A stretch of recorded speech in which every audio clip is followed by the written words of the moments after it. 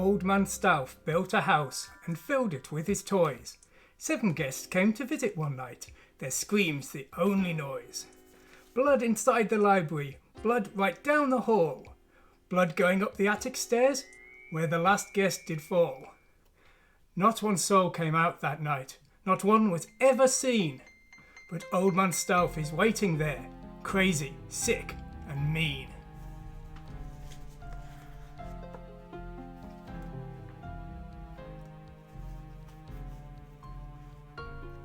The live stream will be starting in 5 minutes.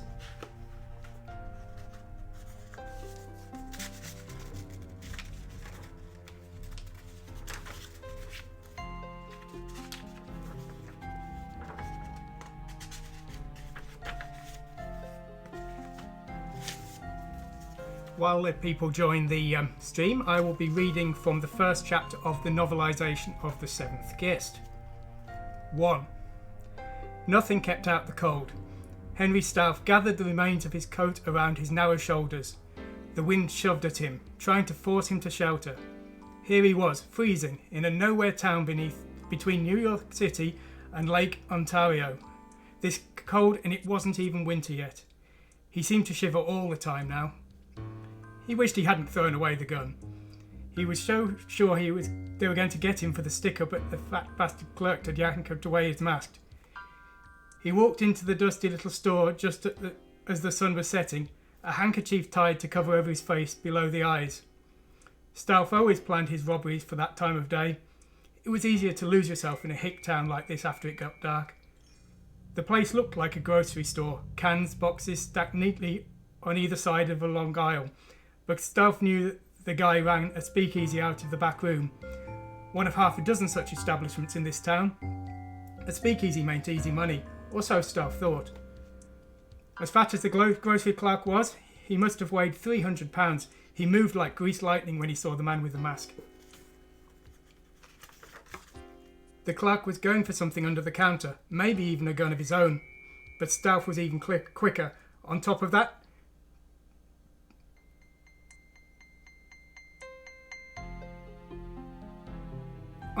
clerk, before he could even make his move, Stauff demanded money, and booze besides. Sure, the clerk wouldn't dare argue with Stauff's gun. But Stauff pointed the gun away from the clerk for an instant as he scooped up the money, and the clerk, jowls quivering, 2 beady fearful eyes set deep in his fleshy face, jumped forwards and pulled away the mask. Stauff panicked, and then ran with a fistful of bills in his hand, forgetting about the 3 bottles of hooch he'd set on the counter. Panicked, he threw away the gun. He'd used that gun plenty of times before, pointed at people, made them give him his money, their jewels, just any about damn thing he wanted really. He only fired it once, and that was kind of by accident.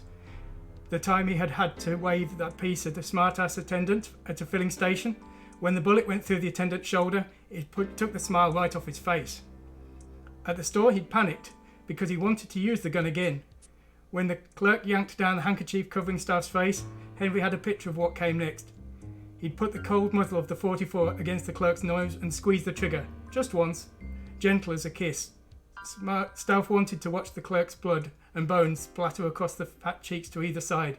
He wanted to hear the clerk's scream cut short by a bullet in the brain. Okay, that's the novelisation. It's stylistically slightly more modern than the game, but we will be, of course, playing the game today. Okay. And we will be starting the live stream now.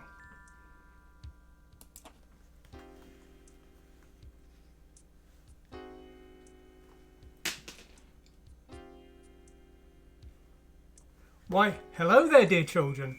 Welcome to my live stream. I wasn't expecting guests tonight, and it's been so long since I've heard living voices within these walls. As you've come on such a special evening, why don't you sit by the fire and I shall tell you a story. A story from my childhood. This is a story about a music box. Now this music box was very special, and it was made through all the lands. Everyone liked it as it could play every kind of music and made the sound of every instrument, and it sounded like every voice and the people danced and sang and everyone was very happy. But a few clever people knew that the music box held a secret. They knew that the music box could perform real magic. Now, I know children today don't believe in magic, but if you've seen the things I'd seen, and if you travelled through worlds through a flickering 14-inch screen, well, you might think differently. So the scientists told the people of the magic, and of course, no one believed them. And so they disappeared for some years, and they worked on a magic spell. And once the spell was ready, they wrote it onto a disc, and they released it to the world. When the people saw the spell, they were amazed, and from the music box came sights and sounds and a whole other world, a world of fantasy and demons and intrigue and horror. The magic box was known as the CD-ROM, and the disc was known as the Seventh Guest. Well, that was many years ago, and no one remembers such things now. But on this night, one last time, let's play the disc once more, and maybe for the last time the ghosts will dance once again. Let's enter the house of Henry Stauff and walk in the footsteps of the Seventh Guest.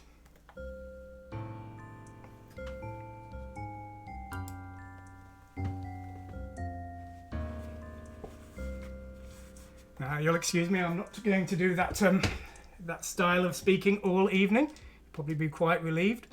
So let's get ready and actually play the game.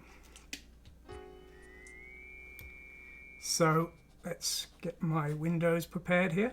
It's quite hard to control everything, you know, when you're having to operate the software and maybe speak at the same time. So the Seventh Guest, I'm playing from original DOS discs here. I have a few versions of the game. You can see my camera just here. I was reading from the novelization. I will show you that. I had the cover off just now. Let's put it back on.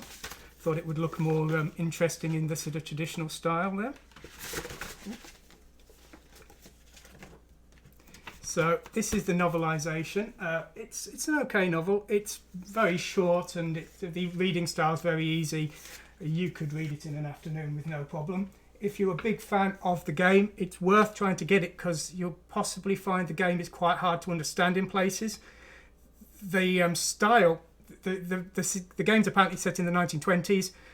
From the style of the acting in the game, I thought it was the Victorian era, so that was a bit out. But also some parts are very hard to understand in the game because of limited graphics and because there's a lot of time jumps in the game, so things happen out of order. So if you really want to know about the game, the characters and the story, it is worth getting, even though if you just wanted a novel, it isn't. Now, the version we're playing today is the old CD-ROM version. I've only got the cover here. I do have the discs. This is the Virgin copy, which was widely released in the UK. I've never seen a full big box copy. I would like to get one, but every time I've seen one sold, it's always been the Virgin miniature version. I also have the CDI version, which is kind of comical because I don't have a CDI. But it was relatively cheap, and I thought I'd buy it on the off chance I do manage to get one day. They're very expensive because you do need the MPEG video box as well to play this. But I believe it is different to the normal version. There's some of the puzzles have been removed or changed, and I think the graphics are actually better because the game we're playing today isn't using MPEG, and there's a good reason for that, and we're going to go into that. And then the final thing I've got, and I've got two copies of this. This is the strategy guide here. So this is... I mean, it's called a strategy guide, and it certainly is, but it's actually also got the screenplay and things, which is quite interesting. I didn't realise, I bought this years ago, I never read it until this week, so I read it up for today, so I could say I knew as much as I could possibly do about the game. So we got some stuff, we got some literature there, but first of all, if I just prepare my windows here, if we go to my desktop view here, I would just like to give a plug to the game. So if you like the look of what you see today, I would thoroughly encourage you to try to buy this game. You can get it from GOG, Good Old Games as they used to be called. You can get this free without any DRM, so this is what I would totally recommend you do. Now, basically this is the same version as I'm playing today. It's based on the original DOS version, but it's been remastered for Windows. So if you want to play the game, you can get it for $7. If you want, you can wishlist it, and I'm sure in a year or two you'll probably get it a lot cheaper. So I say that definitely something you should look at. Now, there is also a new game that has been released just a couple of days ago called The 13th Doll. Now, this is a fan remake, not a remake, sorry, this is a fan sequel. It's the third in the series, and it comes directly after The Seventh Guest, before the 11th hour. It looks very impressive. I'm unfortunately having some trouble getting it to run on my Windows 7 machine, so I've not been able to fully play it through yet, but it does look very, very well done. I do know some background behind it. Firstly, the fact they've been working on it for 15 years, no word of a joke, they've been working on it for well over a decade. So they totally deserve support if you are willing to consider buying their game. As I say, if you like The Seventh Guest or these classic adventure games, they've done a very impressive modern adventure game with the sort of same style and the same characters, and very, very they've done a very good job of retaining the characters and the story of the original game, and made a new sequel based on what was originally planned for The Seventh Guest 3 and what was known about the characters, because they've read all these novels and things as well, so they knew it all. And so, as I say, please take a look at both the original game on GOG and also the 13th Doll, if you are willing to consider that also on GOG. So there we go. Okay, so let's go back to the game. Now, at the start of this, I sort of gave that fairly theatrical description of the game. I was trying to sort of have a bit of fun. I thought this game deserved a bit of exaggeration and over dramatics, so I wanted to try and enjoy that a bit. But also, I did want to make a point about what this game was like at the time. This game was incredible when it was released. This was the first game really that came out on the CD-ROM that did video. Now, as I said in the introduction, that the CD-ROM was an audio device. The original devices were single speed. That meant they could do 160 kilobytes. And the game, when it came out, would run on a 25 megahertz 386. I know because I've run it on one. It would prefer a 486, but it would run lower. So it was very low spec. Far lower spec than anything that could play a video CD, an MPEG video CD, many, many times lower. So this wasn't just the first video. This wasn't just the first game to have video. They really managed to achieve things that at the time seemed impossible, and no one imagined they could do them. So they really broke a huge amount of ground. And I mean, I've heard it said many times that people were buying CD-ROMs just to play the game. But even I, back then, who didn't have a PC or CD-ROM, couldn't afford one, I knew of this game and was sort of blown away that when I saw it on the sort of TV at the time on the games shows, it absolutely looked amazing. And as I say, again in the introduction, I was making a joke of it, but nowadays motion video in games is just 10 a penny. But back in the days of 386 and 486, even June 2000 couldn't do full screen non-interlaced video at the time, I don't believe. It certainly struggled to. I think it had to interlace it because even then the processors were too slow to manage full screen video. So that should just put some perspective on just how incredible what they did here. The game was out on 2 CDs, but it barely used the second one. And in fact, the second one was almost all full of music. They actually had a proper version of the music theme with lyrics and things. So it was a proper soundtrack, and they even had a sort of extra bonus slightly jazzy maybe theme, which was quite fun. And so, as I say, even beyond the game, they really went to town with adding extras like music and things that you could play on your CD drive. But the game itself, as I say, technically amazing for the day. So we're going to be playing it today. Now, the first thing that's quite fun is if you go to the title screen, I think the screen before this, and you type in Zaphod Beeblebrox, the character from Hitchhiker's Guide to the Galaxy, with capital Z, capital B and a space in between, you can actually unlock a cheat mode where you can fly around the mansion and have a look at different things. So we may do that later. I'm going to start a new game and just see how far I can get within a short amount of time. These streams are more about chat than gameplay. I don't want to play the entire game through because really I'd like you to, if you're willing to, if you're interested in this game, to buy it yourself and play it and enjoy it. But that said, I will be doing this as a sort of full spoilers stream. This game's been out for 20 odd years. If you've not played it by now, you probably never will. But honestly, even if I tell you even if I spoil the entire game, it's not going to make a difference because this isn't a game where the plot is particularly the point of the game. It's about the atmosphere of the mansion. It's about the what at the time were really quite incredible things to see on a desktop computer. It's like, these were the days when 3D rendering was unheard of. We didn't have movies with tons of 3D rendering, and then we didn't have free 3D rendering software. It was all still brand new. It was still beyond brand new. You just couldn't do it. If you tried to render a single frame on a 386, you'd be waiting a half day. So to see a game as advanced as this, it was really something. So let's start a new game. Back for more? Okay. One of the things that's always very fun about this game is the Henry South character is very sarcastic. Not in this one a little bit, but in the second one it was really getting quite. He was always taking digs at the player, and they were quite funny, some of the ones he came up with. And they have carried that over to the 13th doll, which they would have had to, because everyone would have been gutted if they hadn't done it. But so we're going to start a new game here. Now I'm playing on the Scum VM. So what I've done is I've ripped my CDs. And I've also ripped the audio tracks, because you can rip the audio tracks as OGG files, and then it will use the CD audio as well, but it's not perfect.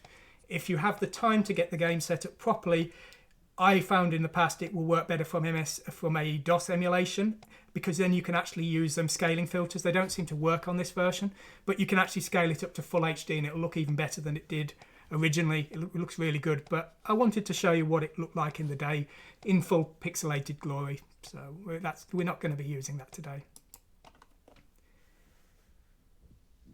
So now, from a technical point of view, what happens next is quite interesting. This video is actually being streamed off the hard drive because the audio is actually CD audio. The CD drive can only play CD audio or read data. It can't do both simultaneously. So this CD audio you could play on your CD player, music CD player, but because of that they're having to do this video from the hard drive itself. And there's a mistake here. That orchestral hit there should have been as soon as the house appeared.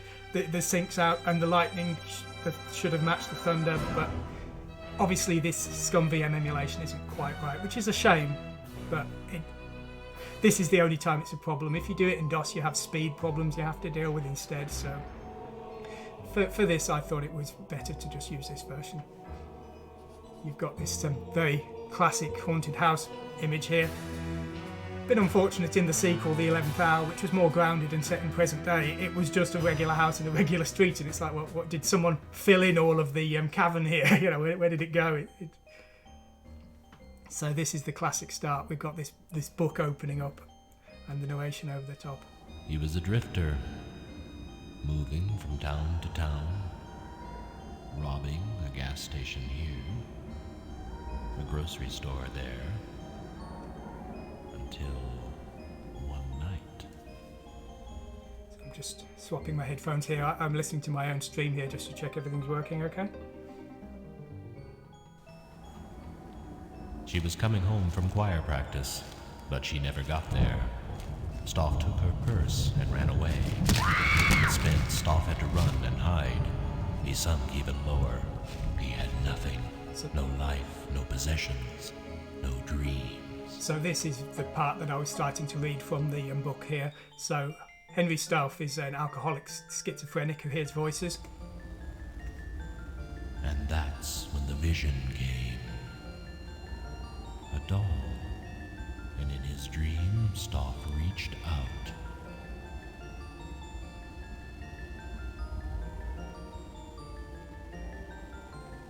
It was a gift. And so after Stoff commits the murder, he starts seeing visions and sees this doll that he has to create. Stoff carved the doll, whittling the haunting face until it was an exact replica. Now, the Henry Stoff character is supposed to be an old man in this, but the actor I think was only about in his 30s. I think he was about the same age as I am, so it doesn't show because of the low quality graphics and things, but he's way too young for the part he's supposed to be playing. The owner had a daughter. Ooh, he said his girl would love the strange doll.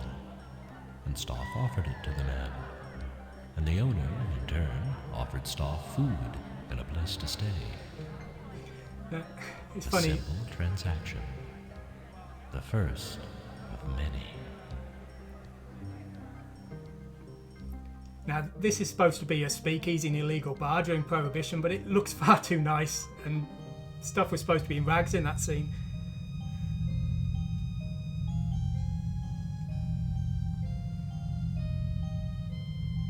And that night, Staff had another vision.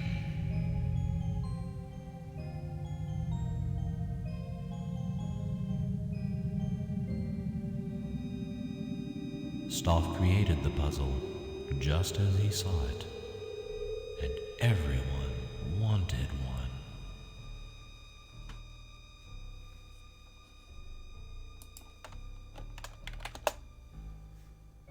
Staff opened up a shop because everyone wanted a Staff toy. Every boy and girl in the town, and from all the neighboring towns. A Staff toy is a toy for life, people said, and no two are alike. Everyone loved his unique toys. Henry Staff grew wealthy, but then the strange virus came, and some of the children started dying.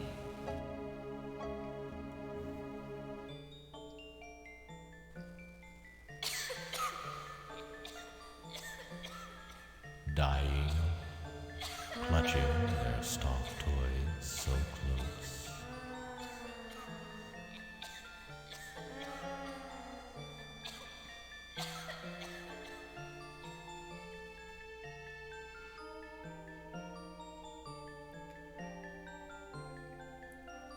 And there was this one last vision, a last dream of a great house, a mansion that the wealthy toy maker was to build. A strange house, a house that scared people.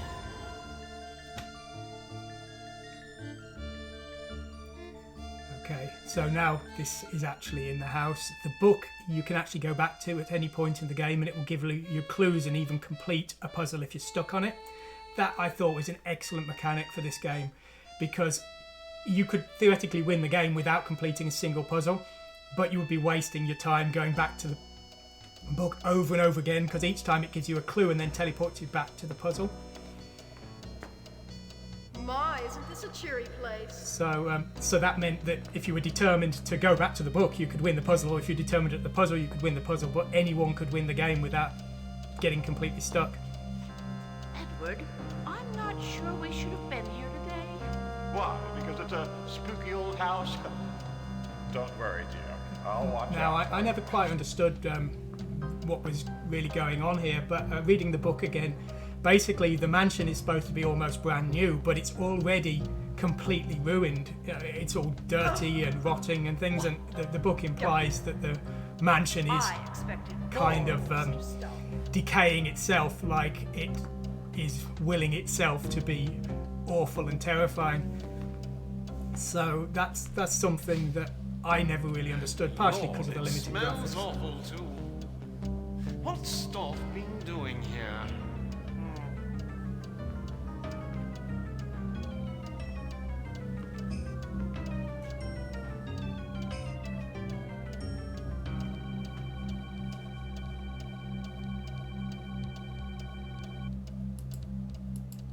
Let's turn off the web hardware camera. I don't think we need to see that all the time. So now we're in the mansion as the player. How did I get here? I remember nothing.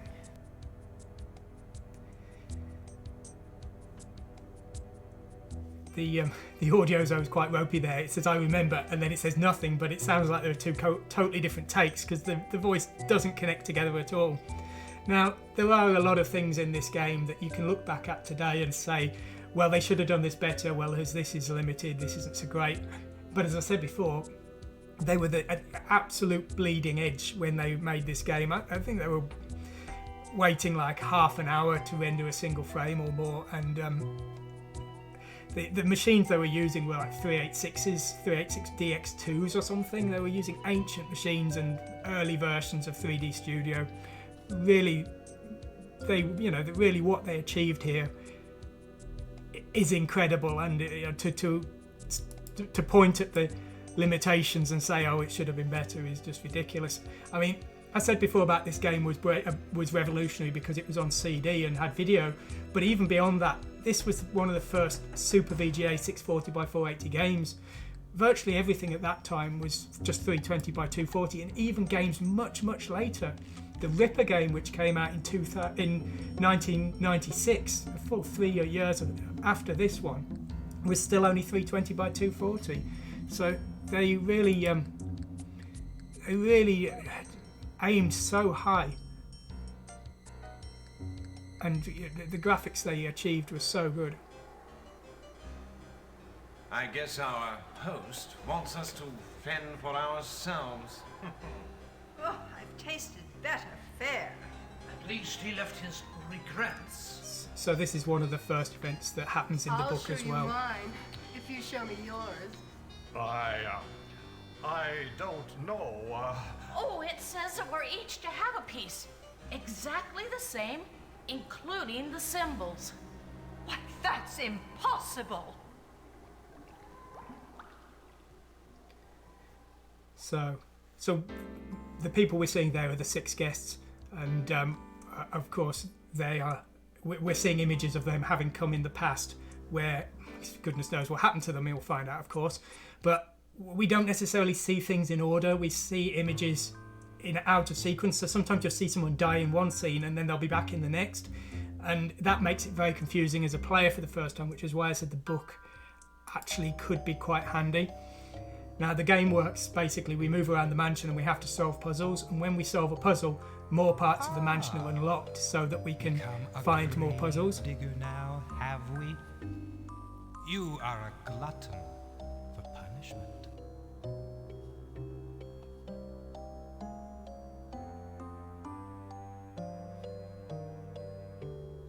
2 skulls and 2 stones.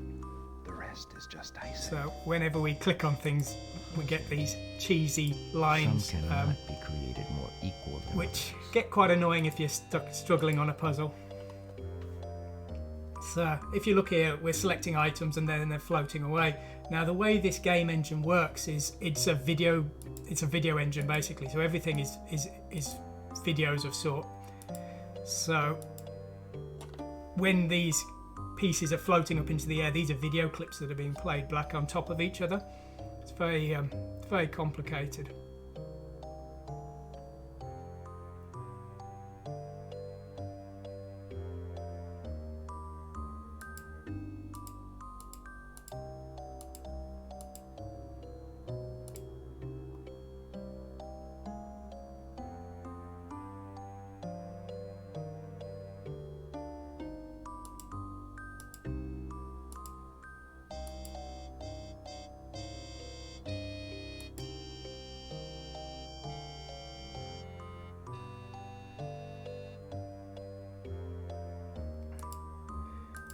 So what we had to do for this puzzle is select each piece one at a time, and each one has to have 2 gravestones and 2 skulls and 1 piece of icing. And there are various ways of doing this one. I've got the book which will help out with these simple puzzles, but this one I can always do pretty easily. There. Which makes sense being as it's the first one.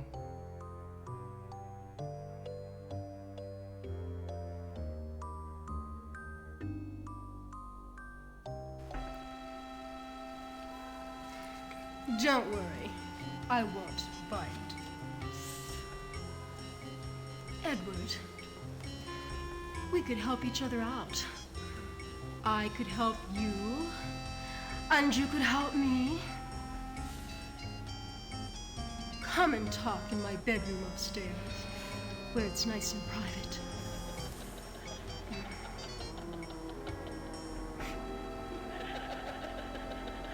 Gets a big head there. It's quite funny. There's 2 things here. Firstly, there's elements of humour in it, and I did like the way that they balanced the semi-creepy feeling to the game, which, as I say, was mostly based around the fact that we just hadn't seen anything like this on computers before, and also they managed to sneak in some jokes as well.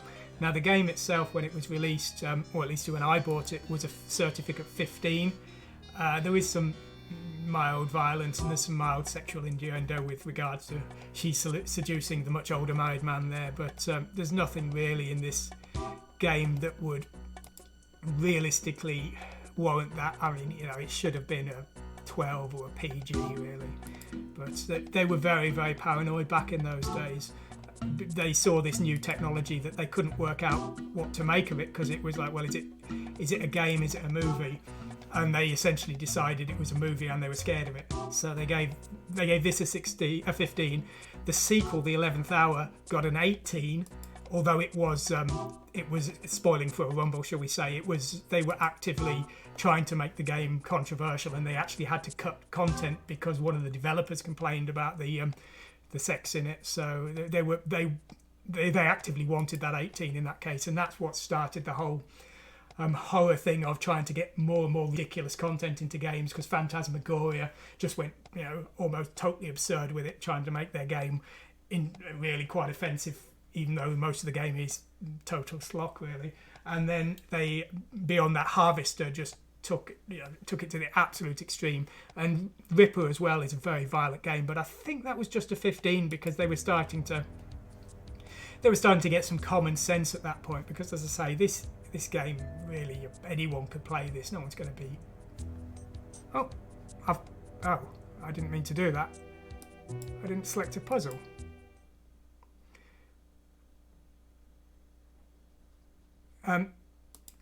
The book there will solve a puzzle for you, but I hadn't actually gone to one yet, so I don't know what puzzle it solved exactly, unless it's just the puzzle I already completed. I don't know what to make of that. Anyway, you can go to that book when you're stuck on a puzzle, and the first 2 times it will give you clues, which honestly aren't much use, and then the third time you go there, it will actually solve the puzzle, but each time you do it, you then are teleported back to the puzzle. Now, this is one of the times where I think the graphics were a bit limited, because here you've got this weird warping effect, which is quite cute, but in the book it describes some weird monster like attacking the doors, and I think this was one of the times where they were just technically couldn't do what they wanted to do just because they were developing this on 386 machines. So let's have a go with this puzzle, this telescope puzzle. And this is one of the many, many times in this game where what you see doesn't make an ounce of sense until you understand what happens in the end. Lenses to focus your thoughts on this one.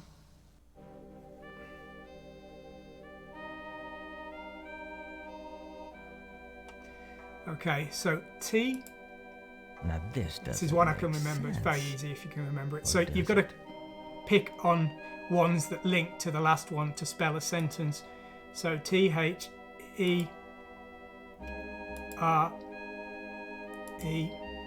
there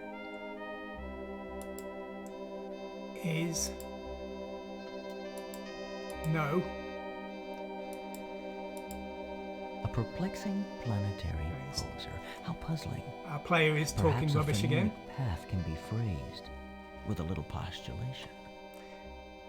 What? Sorry, I don't want to talk and click and get distracted and click on the wrong one and have to do it again. Possible way. So there is no possible way. Now the character is going to say, what twisted crime of logic would merit such a sentence? What twisted? And as I say, when you understand what's going on here, the main character died. The player died during the night and is trying to redeem themselves by reliving the night. So what that I think is saying is there's no possible way you can actually get out of being stuck in this loop. Built a house and filled it with his toys. 6 guests were invited one night. Their screams the only noise. Blood inside the library, blood right up the hall, dripping down the attic stairs. Hey guests, try not to fall. Nobody came out that night. Not one was ever seen. But old man Stout is waiting there. Crazy, sick, and mean.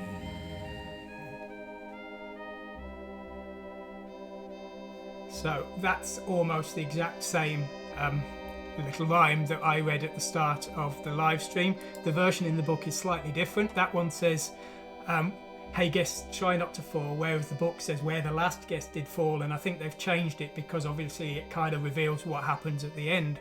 The player is the seventh guest. I'll spoil that for you.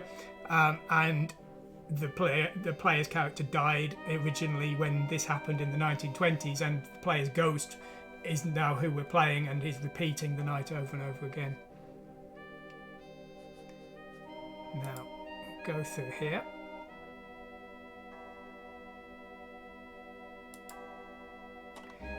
Moving through the mansion is quite slow. If you play it in DOS, you can speed it up, of course, but I think you need the slow speed to get the feeling of the mansion, and to get, you know, running it at comical speeds doesn't really give it the feel of the whole of a creepy old mansion. It just starts to feel too fast. But now this game is 256 color, but if you look at the background, you'll occasionally see colors change. They're re-changing the palette as the videos sequence. So even though it's only 256 color, it doesn't mean it's using a constant palette of 256 colors, which is why, apart from some banding that you can see in the sort of lighting here, it always looks very good and very vibrant. It's really impressive what they did here. This is the... When all the 7 guests have gathered, you must figure out what I want. Now, the ghost characters were of course green screened, and in some cases you can see a blue halo to them. They're blue screen, sorry. But it may all depend on who has the greatest need, or who is the bravest. There are clues throughout this house as to what must be done. The house is alive with clues. Hoping to meet you in the flesh. I remain your host, Henry Snoof.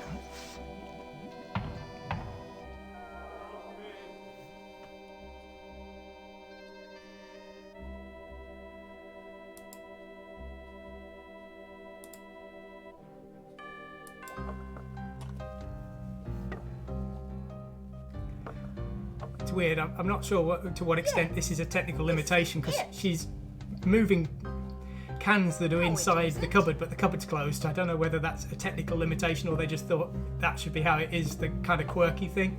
I think it's quite funny anyway. The transparency is pretty good in this game though, because obviously the ghost is transparent there, but as I say, with a 256 colour palette, it's amazing they managed to do what they did.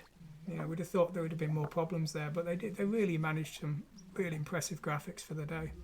And the frame rate's low, but as I say, the entire game fits on about 1.2 CD-ROMs, so it's about 8 copied onto a hard drive these days. With all the duplication removed, it's only about 800 megabytes.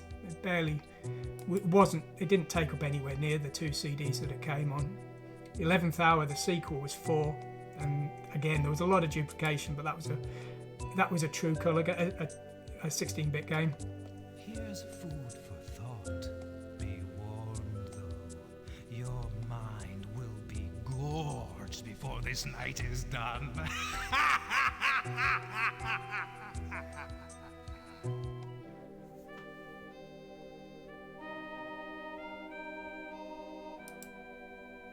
So we've got to select the cans. Oh, okay. It's been a while since I did this. So we've got to spell a sentence here, but we've got loads and loads of letters missing, so we've got very little choice. So again, I can remember what it is. Shy. There's more to these cans than meets the eye.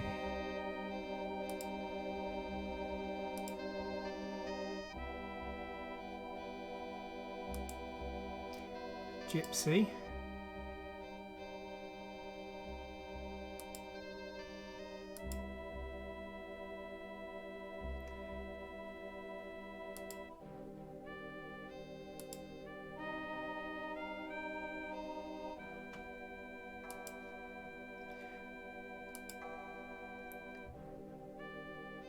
Sly.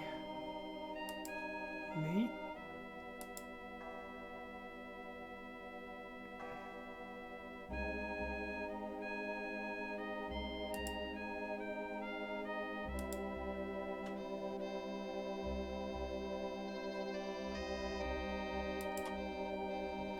So this is a bit slow, but if you look at what it's doing here, each can is able to move out from the background to the sides and then move back to a new position, and we'll sort of discuss this a little bit more later.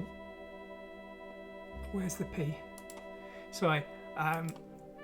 But as I say, technically what they're doing here is very, very complex, especially for such an old machine, because of course this is all pre-rendered video, there's no 3D rendering here.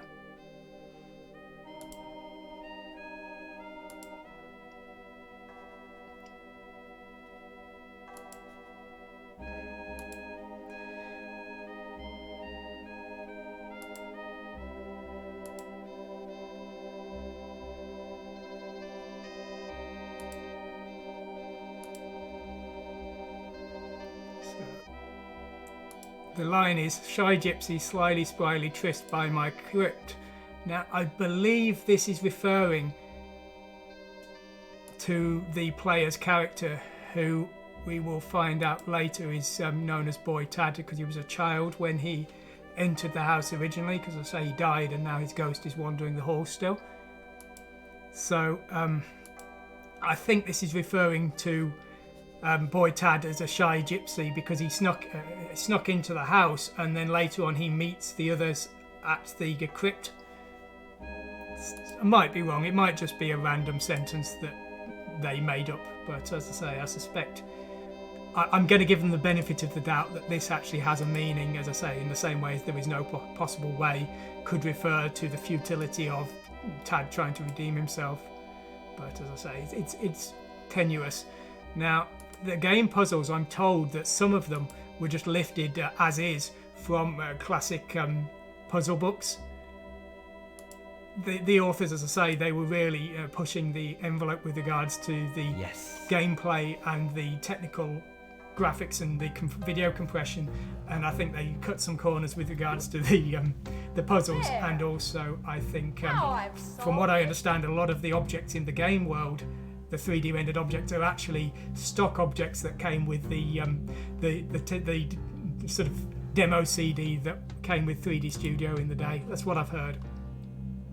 So I think now we could go into there, but we're not going to, because it's a bit of a nightmare. But what we can do is we can see this very classic one here. Frame rate's a little bit bad there. For once, I don't think it's my machine.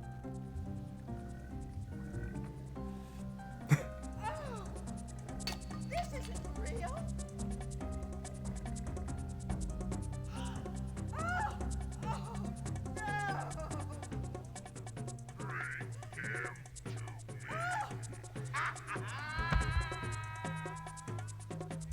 So that was one that you saw very often on the TV and things when they were mentioning this game, because it was, for the day, very impressive. I feel sick. Now the head is apparently supposed to be Henry Staff according to the book, but I'd have never guessed that. So, I don't know if we can see the other animation here, which is the entrance of the 7th guest. Let's see.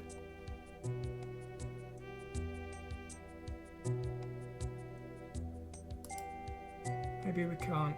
He comes in through that door there, but I can't remember at what point we're allowed to see the movie or what position we have to be in to see it. Anyway.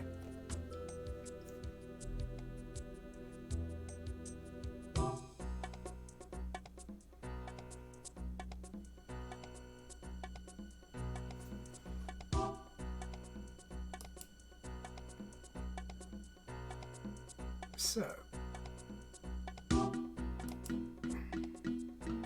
I think we maybe need to go upstairs now. There is a puzzle on this door here, but I don't think we can play it yet. My dear Mr. Dutton, welcome to my house. The arrangement is simple. You are to spend the night as my guest, and in exchange, I will give you your heart's most secret desire. What that is, Mr. Dutton, don't you? I require one thing of you, a special service, a task that I've set up for you. There's a guest who hasn't arrived yet. A guest unlike the 6 of you. A very special guest. Your services involve that guest. You must wonder what that service is. But that is the game, Mr. Dutton. The puzzle I've set for you. This is all I can tell you, Mr. Dutton. In the morning, only one of my guests will walk out of this house with his or her every wish granted.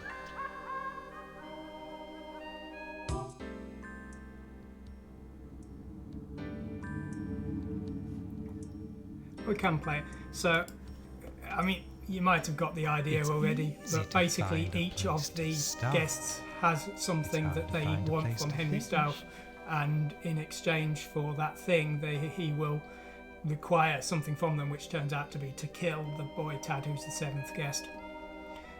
So, this is a very obscure one. Which way should I go now? We need to get a spider onto the edge of each of these stars. I don't know why we would want to do that, but that's what we have to do. Doesn't really make a lot of sense, but it's a fun little puzzle, and it's not too hard. Go now.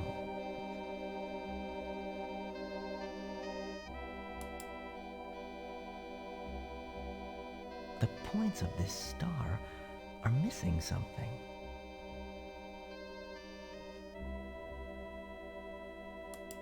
Which way should I go now? There's something missing. This star seems to have lost its sparkle. Which way should I go now?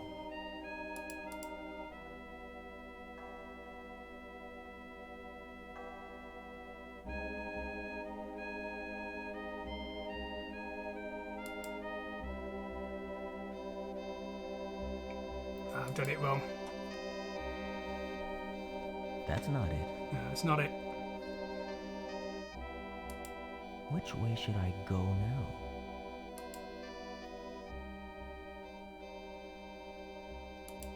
I spent a lot of time this week reading up the last 2 weeks, really, reading the books again, but I didn't spend any time playing the game, I'll be honest. It's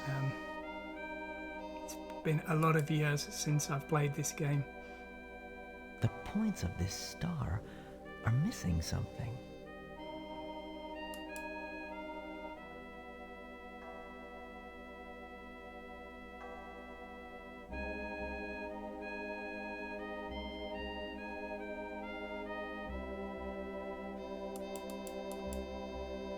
Okay. There's something missing. This star seems to have lost its sparkle. That's not it. No, it's not it. I think maybe we have to make each one fill the slot that the last one left from. So I now need to make get the point of this. Make this spider go to the place where the last one came from. I think maybe that's it. It's been a long time. The points of this star are missing something. So which way should I go now? Each of the guests has a problem that they need solved. The Dutton, the guy who we just saw, he's a want-to-be businessman, but he's not as successful as he likes to believe he should be. So he wants wealth and fame and what have you. The young woman who was trying to seduce the older man, she wants to be sort of a social elite. The old man has got heavy debts. There's the wife of the old man. It's never quite clear what she wants. Which way should I go? She sort of knows that the old man has debts and feels guilty for that because she's never really done anything. But they also implied in the screenplay that she had some darker intent, but it's not really presented that she could have, because she seems a very innocent character, and she's one of the few people who tries to help this guy, the 7th guest, Tad here. Please. So that seems to have maybe been altered in the translation to the final game. And there's the magician who he's got arthritis and he can't do magic tricks anymore, and he wants to know if there's such a thing as real magic. And again, that's another one that the characters, the actors they selected, again, he looks far too young to be a washed up stage magician. He looks about 40, and again, the character should probably be much older. But as I say, it doesn't really matter because the graphics are so limited that you can't really make out the faces of the characters too much. So the fact that Stealth and the Magician are probably much younger than the characters really should be, it doesn't make a difference. And as I say, it's a lot of fun anyway. This is another effect that you saw a lot in the trailers and the adverts. The hands coming through here. Again, it's not much to see nowadays, but back when this came out, animation was incredible, CDs were incredible, and so something like that everyone was really impressed by. And do we get the character? Here she is, the woman in white here, just descending into the distance. Now, again, it's never explained who she is, but I think she's supposed to be Stealth's wife. It's in the story that Stealth was supposed to have had a wife at some stage before he took to drinking. So there you saw the I've forgotten her name. Martine Burden, is it? She's seducing the old man anyway. So if we go in here, each of the guests' rooms has a puzzle, and hers is again very easy. This weird warping effect.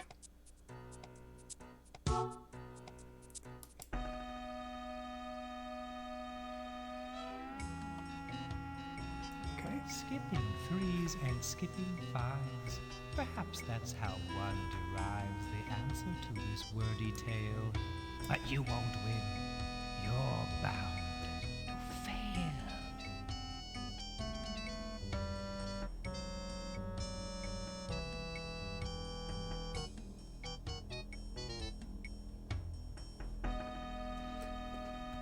No, I'm struggling to see the letters here. I don't know if my scaling's off here.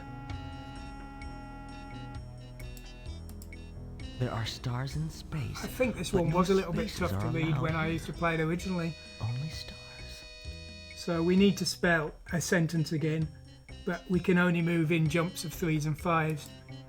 What did Stoff mean by 3s and 5s? Yeah, and that weird thing about there's stars in space, but no spaces are allowed here. Only stars. The gaps between the letters are done with stars. I'm not quite sure why. Ego, the disembodied voice of the seventh guest, is as cryptic as Stealth is supposed to be, the sort of villain of the thing. But that's just the way it is.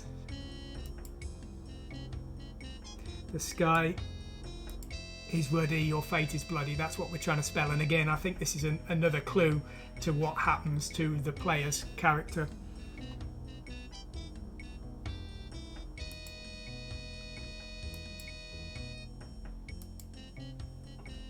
Now, the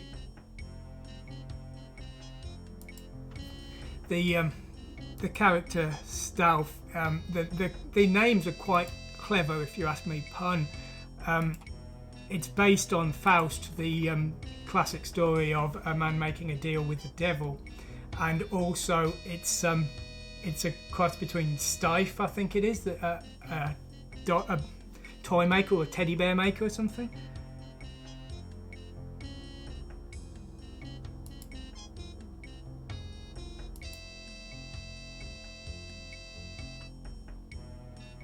Now where's Y?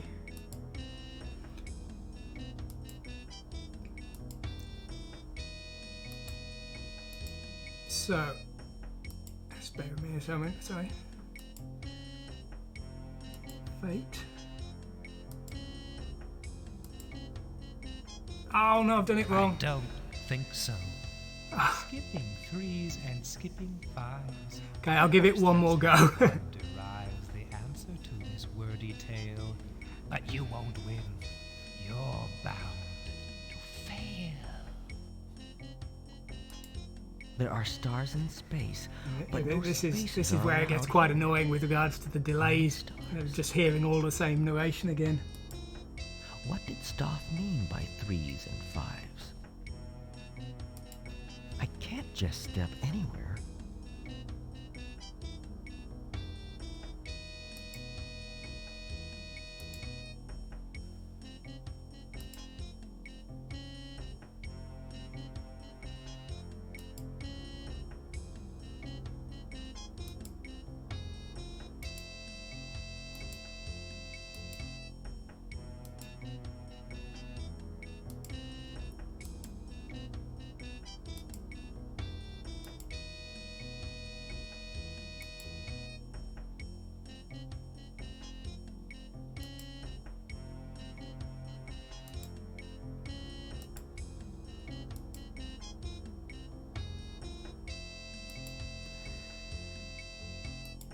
if a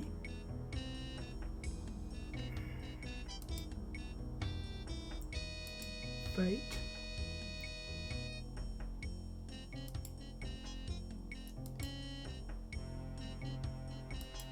is BL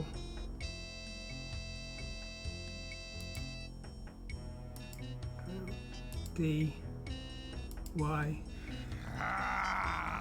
So there we go.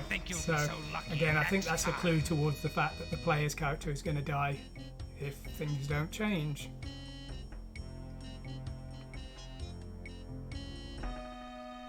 You know the others will try to beat us. But it doesn't have to be that way. Not if you and I work together. We can solve Stoff's puzzle. We can win. You can get what you want, Edward. What is it that you want? Edward, shall I try to guess? I know where the puzzles are to be solved. Jackass, I think that is. It's quite funny. I know where the puzzles are. I'll take you there. But first... The smells. It's changing. I can't breathe. I feel so sick. I will give you everything. I will give you what you want. And then after this, I think if we click on... We can click on something when there's like a moaning sound or something. Can't remember where it is. Maybe it's later. But I'd say that the 15 certificate was ridiculous. I mean, that's like as suggestive as the game gets, which really, I can't really see how that could justify anything.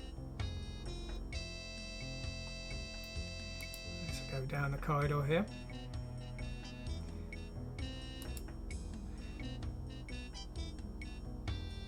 Now, on the side here, we have the attic, which we can't go up to until the end of the game. That's actually on the second disc. That's where the second disc comes in. And she's back again. And never appears in the game in any acting role, but she always waves around there. So the attic was used basically as a good way of making sure that the player... No, I can't go in there yet. The player didn't need to keep swapping CDs, and the 11th hour did something similar. The time in the mansion progressed as the game continued, so that you didn't have the disc swaps, which absolutely plagued Ripper. Ripper was a great game, very well designed, but if you didn't know where to go, you'd have to keep browsing around the map, and you'd keep having to swap discs, and it made the game really unpleasant to play if you were lost, which you often were. 7th Guest and the 11th Hour didn't have those problems, so I'd say very far ahead of its time for the day. So here's I think his name's Temple. Tell me, madman, can you give me real magic? Can you show me?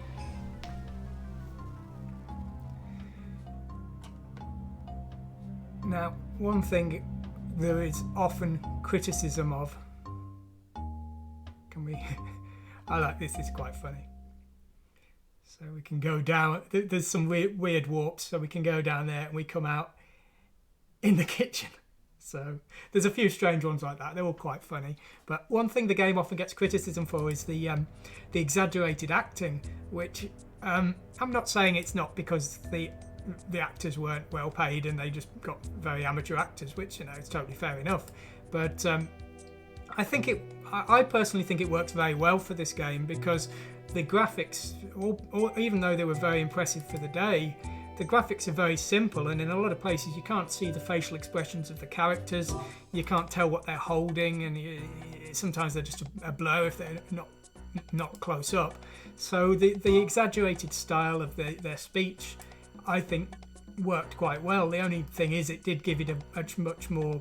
It gave it a very theatrical feel that maybe made it feel older than it really was. Because, as I say, the game's supposed to be set in the 1920s. It's not supposed to be hundreds of years ago or anything. But anyway, So you do occasionally see colour changes as you're moving around these long areas, and that's as the palette switching. The other thing you'll notice is you won't see it unless you look very close, but the graphics get more blocky as the video moves, and then when it stops it will get a bit sharper and more detailed again. That was especially noticeable in the 11th hour because they used different technology for the 11th hour. The 11th hour was a 16-bit game, and it basically killed the game because they had to rewrite the game engine, but people's video cards couldn't reliably play the game. This would work on almost anything. There was a 256 colour 320 by 240 mode in case you hadn't got Super VGA, and it worked just fine, whereas with the 11th hour your only option was in black and white if you couldn't get the VLB mode working. They want, as long as it's in a straight line.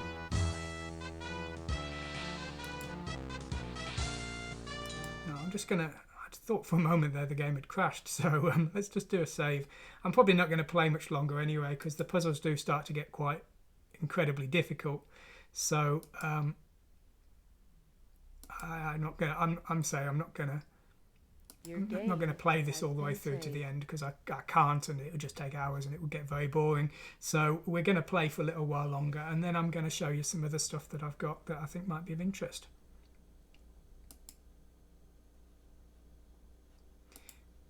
So I didn't save my progress in the puzzle, obviously, but never mind. Didn't mean to do that. So this one is definitely a classic puzzle that they got from a puzzle book. So we have to get queens on each line of the chessboard without any of them putting each other in check, so to speak. And again, this is one of the ones that's very reasonably doable. Some of them are incredibly difficult, but this one isn't so bad, I don't think. Not to my recollection, at least. Oops.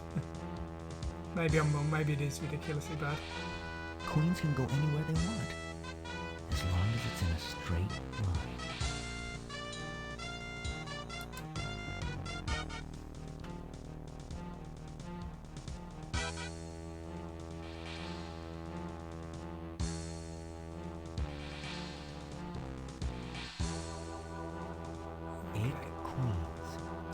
Each must be out of touch with all the others. Okay, so I've got to get one more, and that is the only spot I can put it. At which point it's going to wipe out that other one.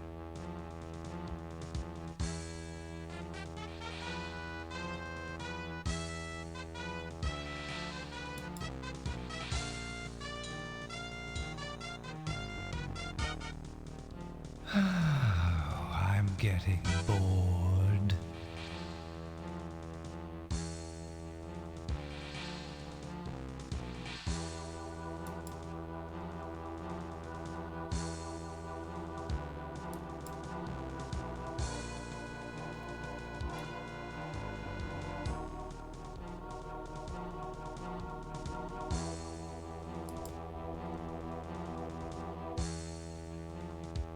I clicked on the wrong spot there. I didn't mean to click there. Oh dear.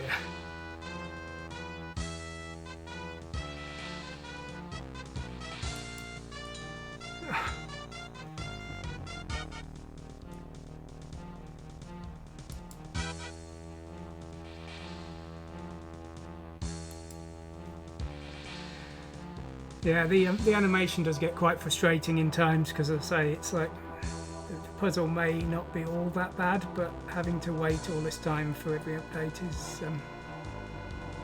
rather a chore sometimes.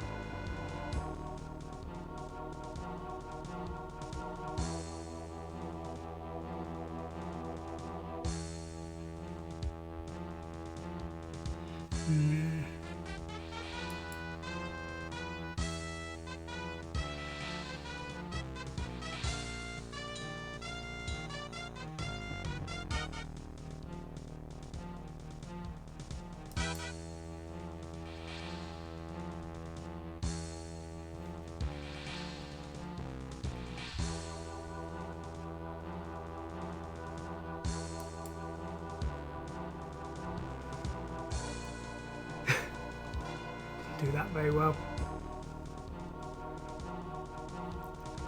Let's get the book out. Let's have a look what the book says. I'll turn on the hardware camera. I'll see the book. It's about time this book earned its money. I've actually got 2 copies of this book. I can't remember why. I don't know if it was. I think maybe I bought both in the hope one would be better condition than the other, and they're both almost identical.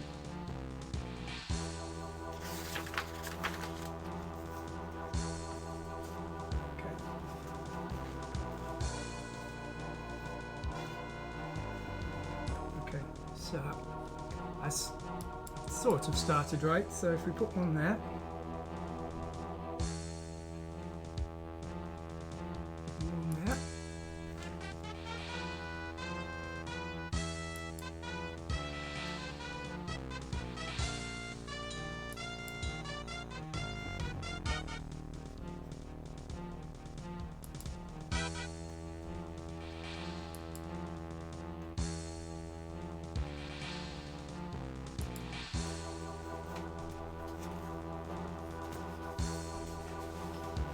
There we go. Oh, they want the boy! So, now this is another part that it doesn't really make sense when you see the video in the game, but when you read the book, he's supposed to have seen in the puzzle pieces, the chess pieces, the 7 guests appear, their faces appear. You can't! But they didn't render it for either technical or just artistic reasons, so it's not clear what's going on. Why did you come here? Wait. So this kid's the 7th guest. I know who we you are actually are. playing You're the the adult 7th ghost. guest. And what I just saw. Now I understand. Oh, sweet mercy, I understand. Mister, I'm sorry. I just came here. They dared. The king? You're the one. I'm gonna leave, Mister. Don't run away, please. Don't run The away. king, Don't you're go. the one. He's Don't referring go. to the chess piece. The king piece turned, the face of the king piece turned into Tad's face. But as I say, it's not entirely clear when you see it because it's like, what's he babbling about? So that's that puzzle eventually solved with a little bit of cheating. Lots of nice artwork in the house here. Much better presented in the 11th hour because you had to go around and click on some of the objects to see events and things. But as I say, the house itself has a very nice feel to it.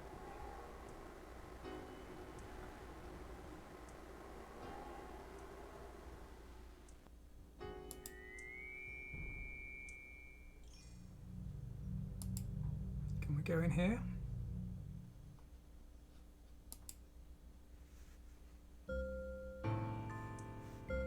Oh, it's been in this one.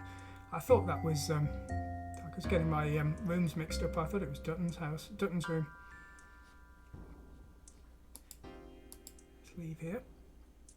Now, it always goes to black in between room changes, which was a technical limitation.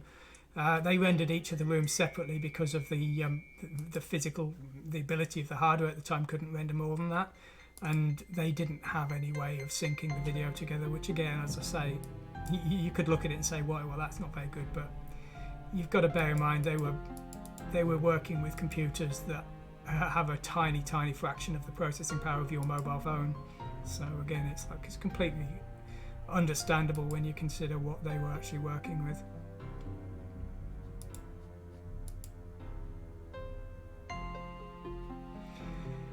I bet I'm going to have to do the bathroom puzzle, which is very difficult, and I won't manage it.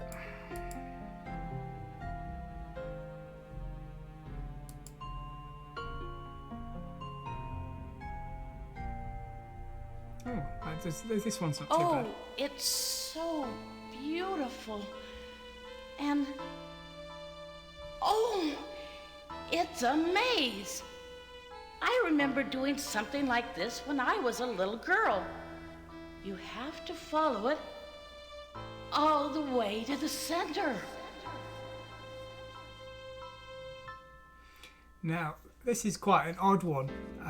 If we look at the ground here, you'd think, oh, well, maybe it's a puzzle. And it sort of is and it sort of isn't. This is the solution to the puzzle, to the maze that's in the basement. But you never really see this kind of thing done again. And, oh, this is the one I was thinking. Don't you just this is a horrid puzzle, very difficult. So we have to swap these pieces over. And there's no way I'm going to do it, I'll be honest with you. So let's see if we can cheat. So this is the cheat mode that I enabled earlier because I entered the Zaphod Beeblebrox code at the startup. And now if we leap back to here and we use the book will give us a clue. Now if we get the clue 3 times, it will solve the puzzle for us. You see, blah blah blah. And then you click on that. That fade, that's a trick. That's so that they don't have to program in lots and lots of fades for every possible combination of animations. Very nice thing that it was a limitation of the graphics because they were only doing video clips. They weren't doing any kind of real-time rendering or calculation. So then we need to try the puzzle again. We have to try the puzzle and then we have to go back to the book. For more? Starts making fun of us. Should be making fun of my horrendous cheating, but he is choosing not to. So let's go back to that.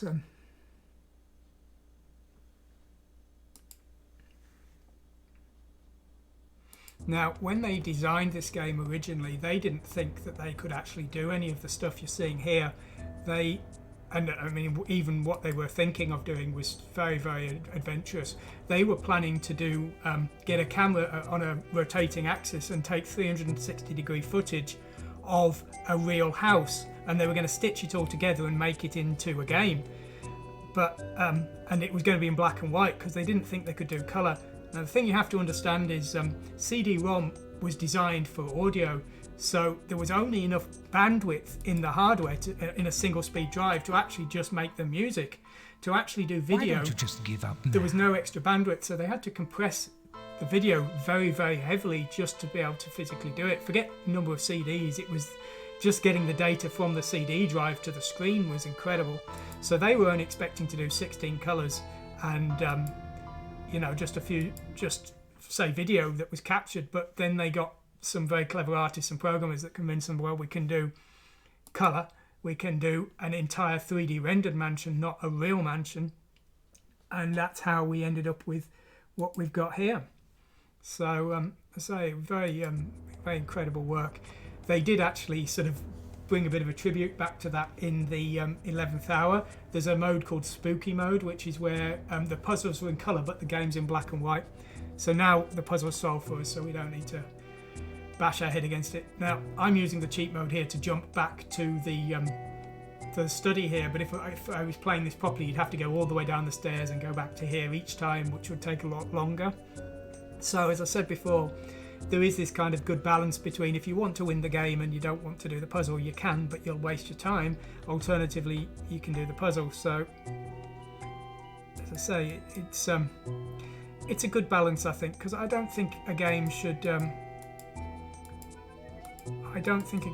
be making itself unwinnable to players who aren't as skilled, but it's fair enough to punish them with regards to making them waste their time instead.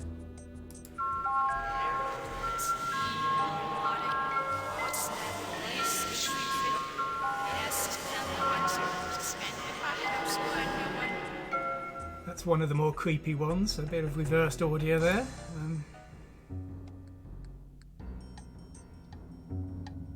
Where's the spooky... Is there a spooky animation somewhere here? I think... Maybe there isn't. I'm getting mixed up. It's been a long time since I've played this game.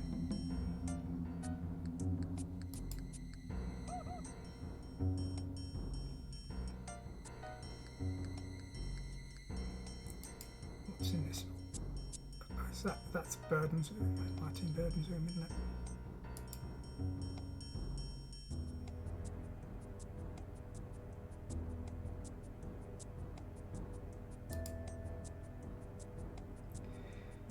So, as I say, the game engine itself was developed specially for the 7th Guest. It's called the Groovy engine. It was upgraded for the 11th hour, but I don't think there's really anything in common between the two, to be honest. It's what they did for the 7th Guest was revolutionary, but what they did for the 11th hour was really even beyond the pale, to be honest. They were aiming all so with this. Beautiful. Look at this bed. Just like the bed I used to have.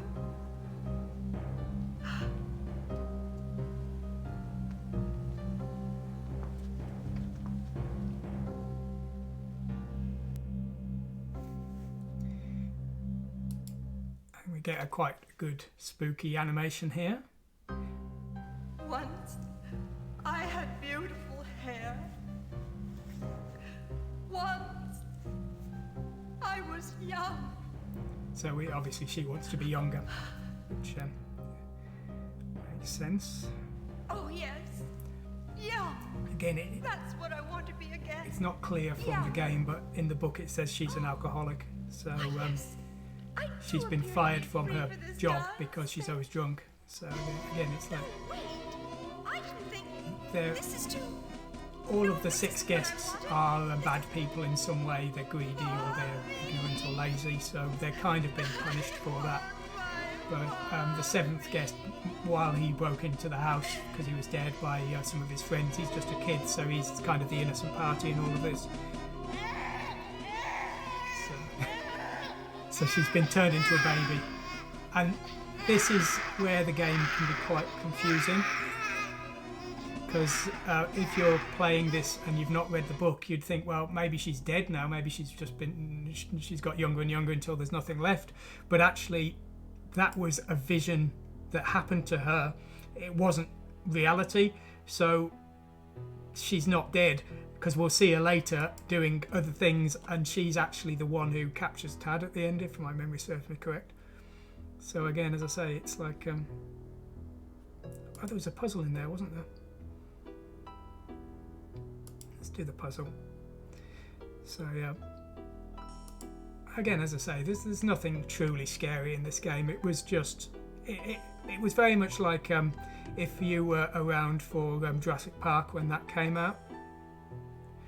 Though it was one of these things that you had these things that at the time were a technical miracle, and so they became more exciting for the people who saw them, because they were seeing, as I tried to explain in the introduction, when you saw this for the first time, it was absolutely incredible. So even if the acting was a bit cheesy and the artwork was hardly amazing, it certainly seemed amazing just because we'd never seen video on a computer before. So what I need to do here is I need to connect the heart to this by changing all these little doors. So if I turn that one there. Something not quite straightforward about this maze.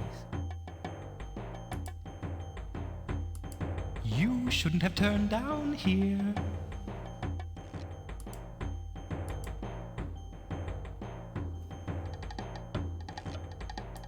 Oh, bad move.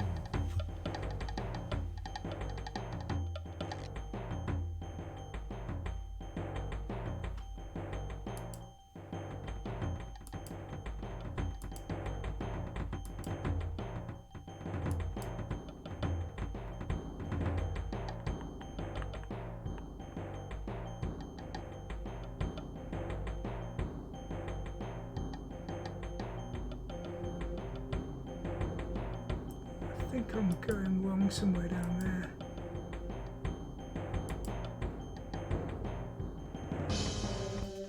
How do I do this? It's been a while.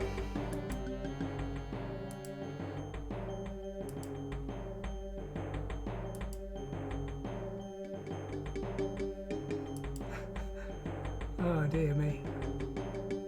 This is one of the easier puzzles as well.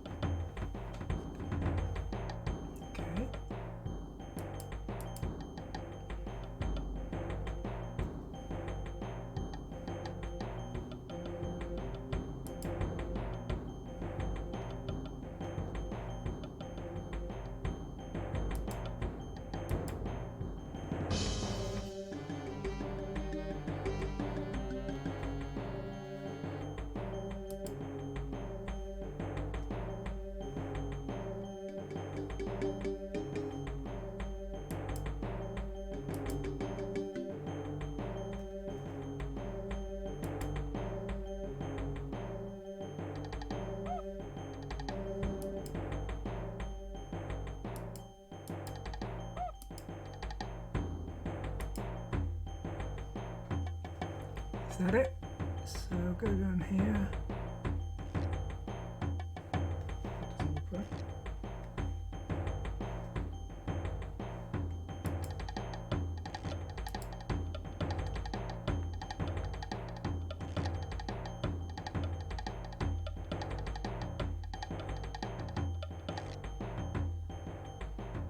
I think that's it.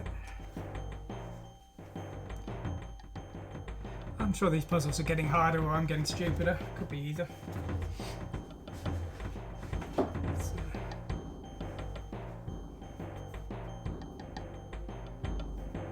So originally when we had this game, I think I played it on a Pentium 1, 100 megahertz, which was much above what the game required. I mean, it was recommended for 486SX, I believe. I did play it on the 386 SX25. It ran okay. You had to run it in VGA mode, or it got quite slow in places, but it was fine in VGA mode. So there we go. Yes. I'm showing 7 people in the chat. If anyone's got anything they want to say, I'll try and ask. We are going to stop playing the game in a moment, and I'm going to start talking about some of the technical come back! aspects of the game. You have to leave, son. You have to come with me. Why should I trust you? Trust him. Don't trust him. Please, come back before...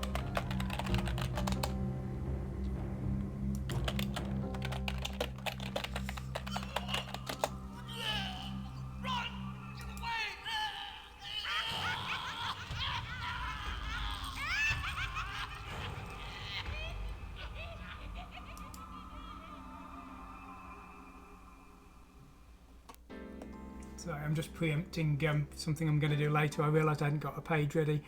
So, okay. So, let's go out of here now.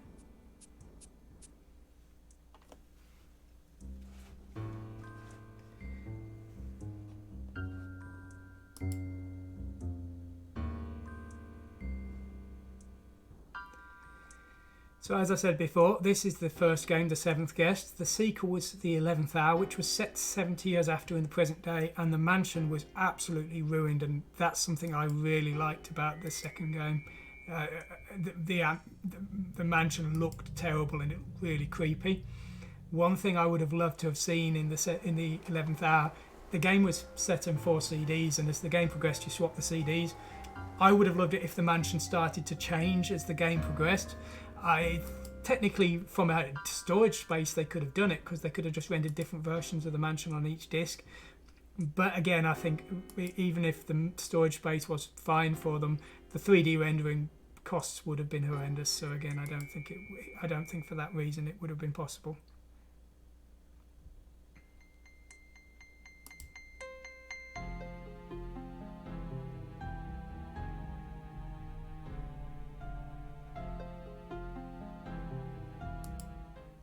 Check. I'm getting very disoriented. Let's check the map.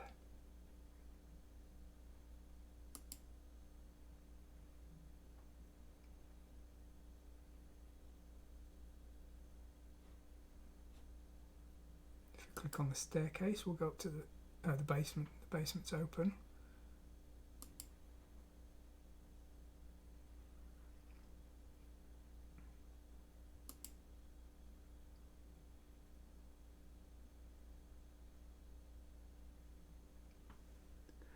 Okay, so it looks like we have to go down to the basement then, I guess.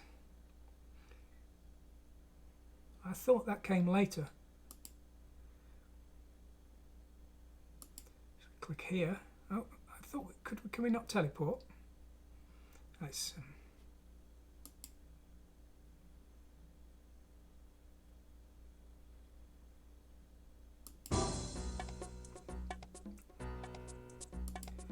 okay.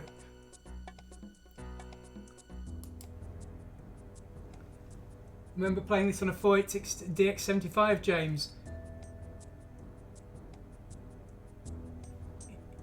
Yeah, I'm using the wavetable synthesis option, but I mean, it sounded very good without it, to be honest. It was one of these things that, as I say, all of this was just so revolutionary for the day that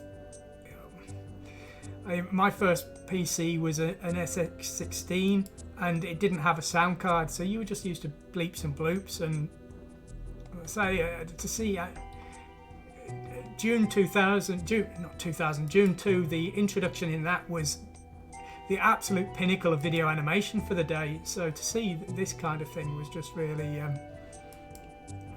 really blew people away. It really was something back then. But the 13th Doll team have done this new version now, which is real-time rendered using Unity, and you know that. It's incredible when you think about just how far things have progressed from the point of view of that this was all anyone could do at the time, and now we can do many thousands of times better in real time. So, finding things a little grating. So old Stealth is making fun of us again. So we've got to make a circle. Nothing ever seems to slide into place in this place.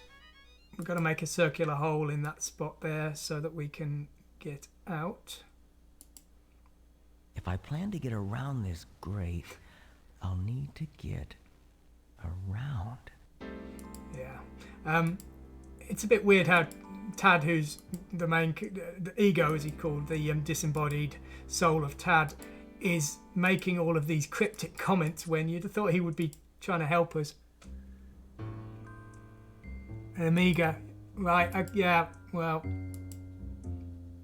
I mean, again, James, I think this was at the point where the PC was, you know, the turning point for the PC, where the PC was now able to do things that people were really impressed by. As I said before, I've heard this game sold many a CD drive, and I can completely believe it because it was just so impressive.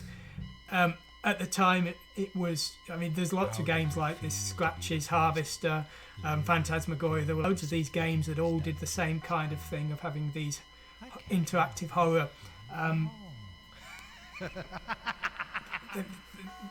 The company that made this, Trilobite, they copyrighted some daft name like Hyper Movie or some drivel like that, which I've never heard of before or since. I never even heard of it when I owned the game, but it was in the book that they copyrighted, that it was trademarked. But everyone else called it interactive drama and things like that.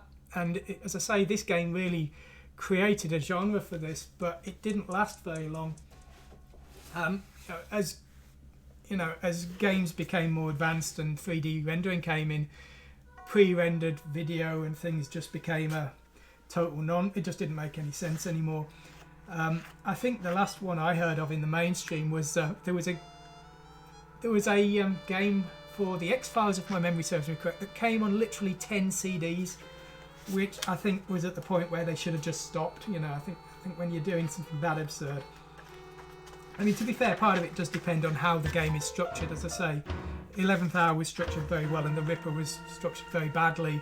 So as long as the CDs, as long as you're not constantly swapping CDs, as long as you're swapping CDs as the game progresses, I don't think it's too bad. So now God, I've got all these weird lights on. I can't see the book properly. So I think we are in the middle and we need to get down to the edge. Someone actually drawn on it in pencil. So I'm here. I need to go forwards.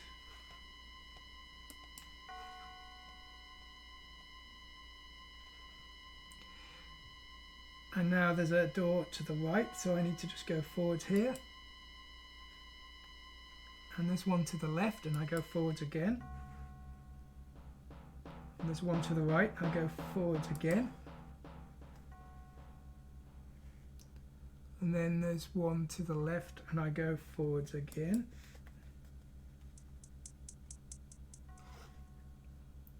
And then there's one to the left, I go forwards again.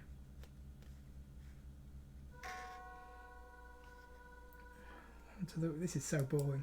One to the right, forwards again. One to the left, forwards again. One to the right, forwards again. And then this one, I take the right.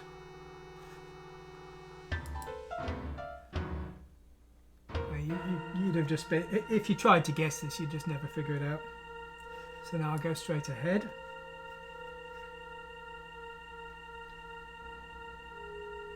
And then I go to the right.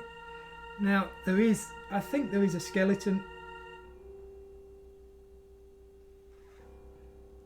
Oh, I'm confused now. Confused. What have I done?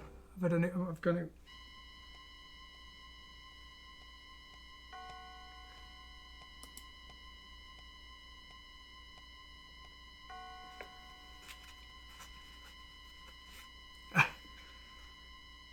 I should have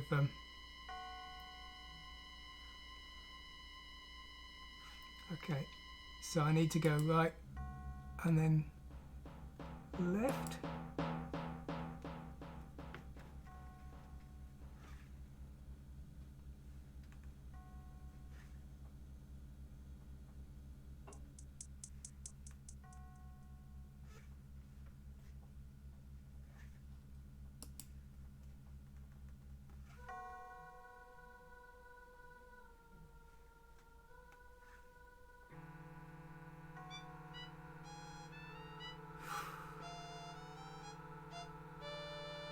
This feels far harder than it really needs to be. I mean, if you know what you're doing, then you should just make it. And if you don't know what you're doing, you'll just be lost forever anyway. You could have made this maze half the size.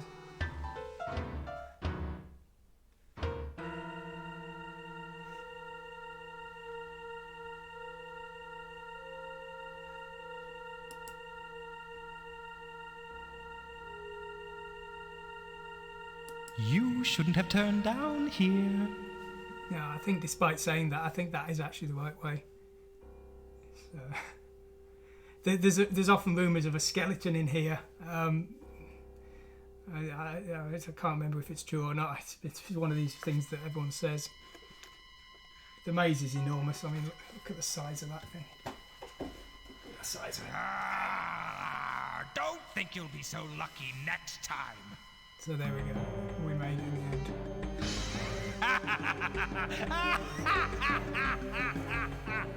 Clearly, an open and shut case.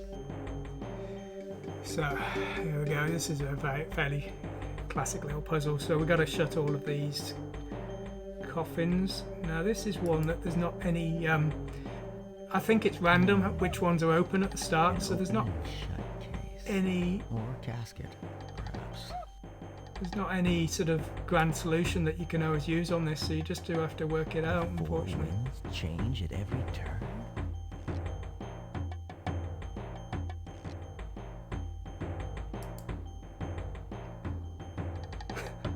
Okay, so I've got one open. That's terrific.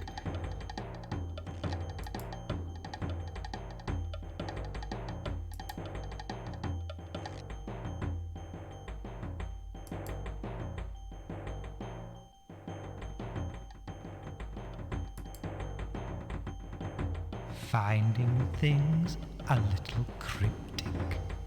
Cryptic.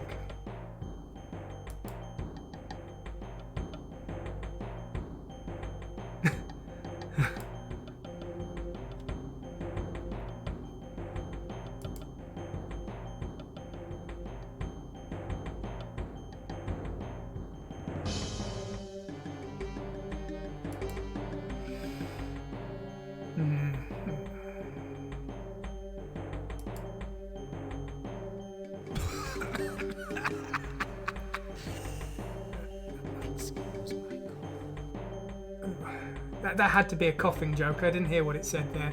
There are some problems with the audio in this game. Sometimes the music's far too loud.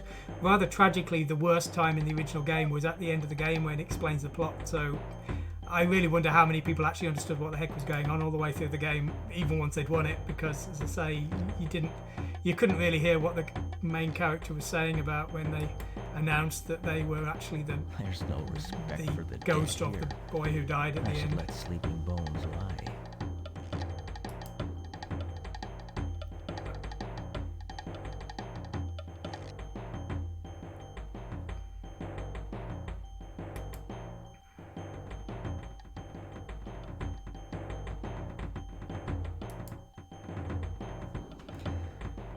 Okay,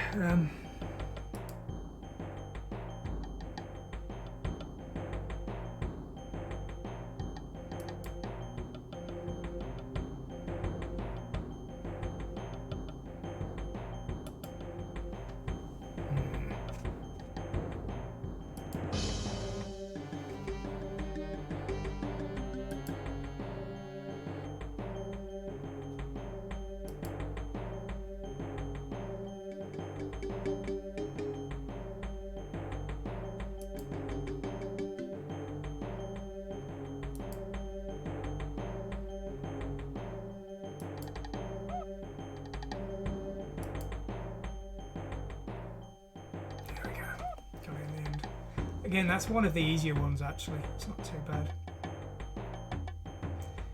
So this is the crypt that they were talking about earlier. Shy gypsy, slyly, spryly twist by my crypt was the line earlier. And as I say, I think it refers to the fact that they catch Tad down here.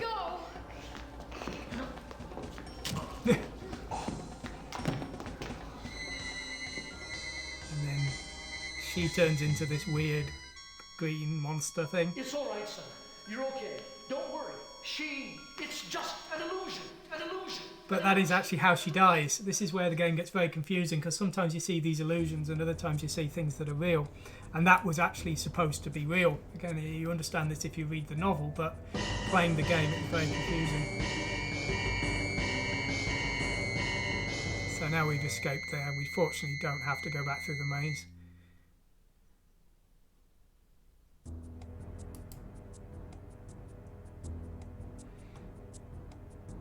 Now, surely we can now see the animation of Tad entering the house, the seventh guest. I assume it must be able to. I think there was actually a point where if you didn't see it, it would lock the game up because you would be unable to proceed because you'd not seen the...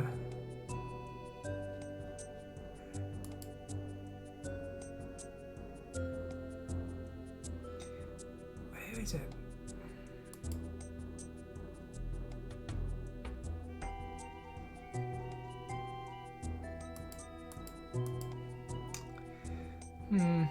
He comes in through the door over the window over here, but there's a hotspot at some point in the game that unlocks it, but it maybe not yet. Let's one last try. And you can see the camera pauses at that point so that you could then see the animation, but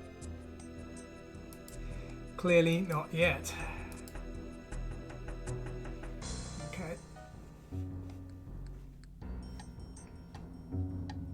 So anyway, I'm going to now save the game. If anyone has anything they want to see in the game, please let me know. But otherwise, I'm going to actually stop playing now. I think we've seen enough of the game to give you a gist of what the game is like.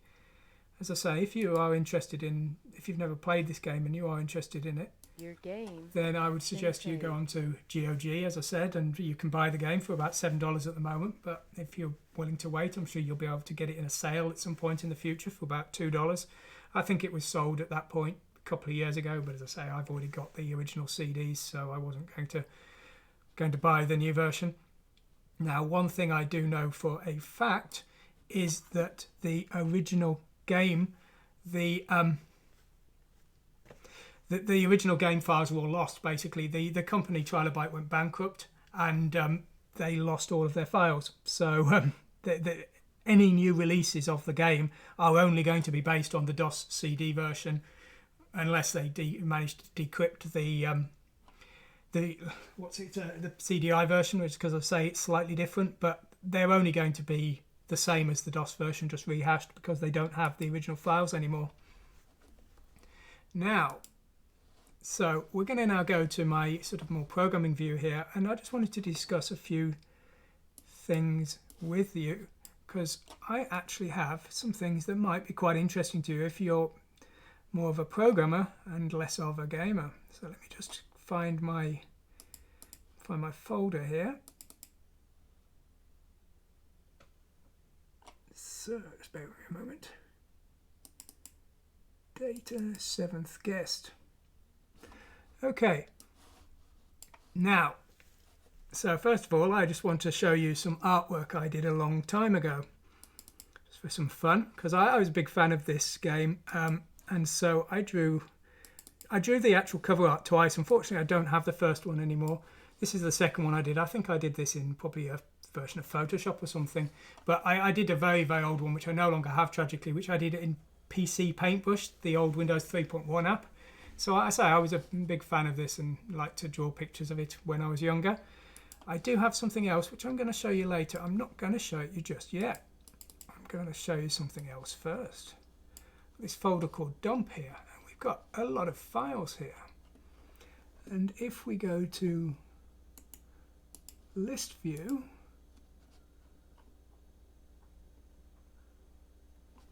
yes, now we need a command prompt. So if we just do CMD here, I get the command prompt up here. Bear with me a moment, sorry. Just,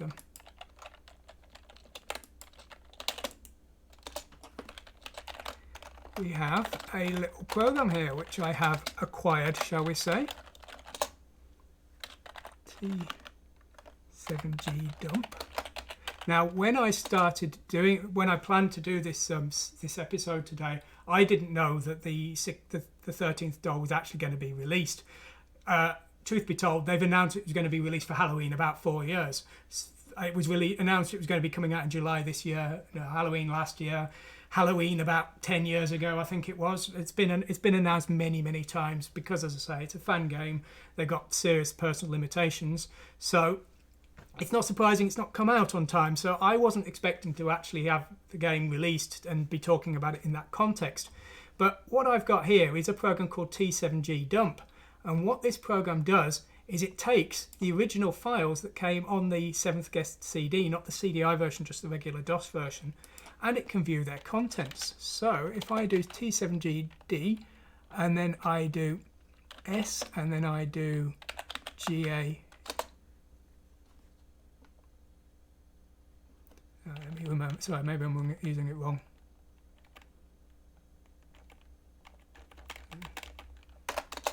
So this program can view the contents of a file. You see, these files are actually packed with other files contained within them, and each of the other files is a bunch of separate video files.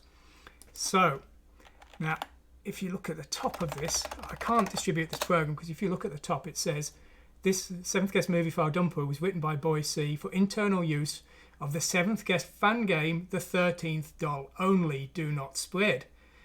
Which would raise the question, why do I have it? Well, the reason I have it is I was actually on the development team of the program in 2006, which is why I can say with no word of a lie, they've been working on this game for absolutely forever.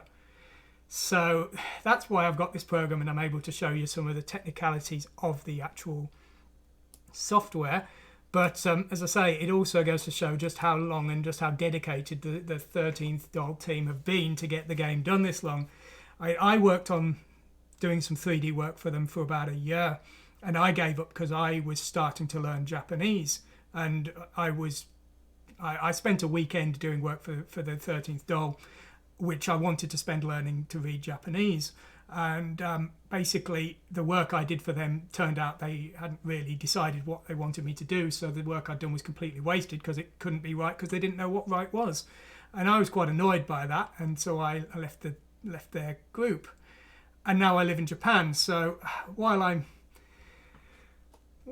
kind of feel a bit, it's unfortunate that I was not able to stick with them or through their project. There was no way I could work for 15 years on a project that's only just been released. So, as I say, I can now read Japanese at near native level, and I'm afraid if leaving their project was what was required to achieve that, then that's what's going to happen.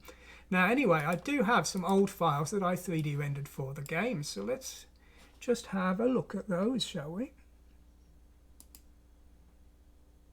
If I go to computer wide here,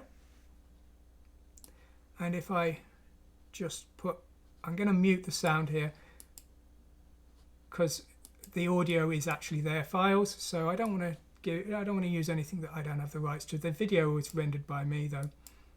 So here you can see my render of the chapel here. So this was based on, I was provided with some files. They actually managed to get the original files for some of the room. I'll just pause that there. I think I rendered that. That was a new asset that I created. They got some files that were used in the original Seventh Guest. You see, the Seventh Guest was partially outsourced, the 3D rendering work, and one of the people who they outsourced the chapel and also the attic to, they leaked early versions of the files. The files weren't complete. They weren't the final versions in the game, but they were very close. And so I was able to use these, and I rendered some new objects to make the scene look a bit more modern. These assets on the wall were missing, so I had to render them up, and the altar there was just wrong. I rendered that. That was new. I think I put that there. I don't think, and I rendered that as well. So I added a lot of these scenes, and so it was basically retouching and retexturing, improving things, adding the book. I think I added that. I can't remember what the book is. It was probably one of the books my parents had. The knife, I remember rendering all of these. I remember rendering the knife and the candles there. So yeah, I spent so much time working on this. But there was a 3D rendered version as well. It's not 3D rendered, sorry, a stereoscopic 3D version. And you got the skeleton here. I found that quite amusing. So that's the first one, and then here's the second one. So this is the attic, and I made this kind of weathered version of the puzzle. A mangle there, I think, or a loom or something. You got this. We were working on spooky events. I can't remember if it's in this, but I put a little tiny skeleton in that broken cat house there. I thought that was quite a fun little spooky event. But I can't remember. There. I put Tender Loving Care, which was one of the games that they released afterwards. I thought it would be funny to put there were the games in here. So that's Tender Loving Care. I think that's Points of View probably. And that's Uncle Henry's Playhouse there, which is a game that they sold literally about 300 copies of. So,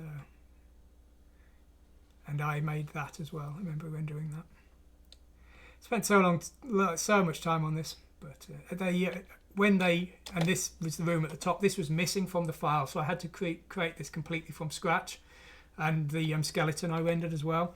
They were originally, thanks James. They were originally going to use Macromedia Director, so we were rendering in 3D Studio and a few other different programs. But later on, they decided that, quite correctly, that times had changed and it no longer made sense to use that kind of technology. So they moved to Unity now. So I don't know if any of my original assets actually ended up in the game. The only thing I have noticed is if we go to the 13th Doll website,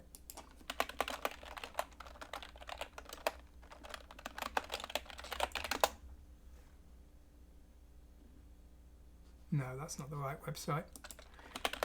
I did see I did see in the chapel there's the coin, the collection plate, in that does look like the same one as I rendered, which absolutely amazes me, because changing the entire technology base, I would have expected everything got lost, but I wonder if maybe it was in there. I'll have to play. I tried to play the game, but it doesn't seem to work on either of my machines very well, unfortunately. I suspect if you buy it on Steam, you're probably running a newer version of the game, but the one that's currently on the where is it? Is that the chapel? That's not the chapel. There was a picture.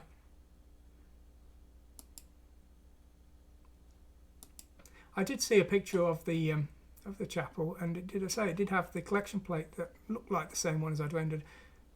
Oh, there it is. There it is. So yeah, you can see there. That looks like it's the same one, and that, although maybe this is a really old render. It doesn't look like mine though. The roof looks better.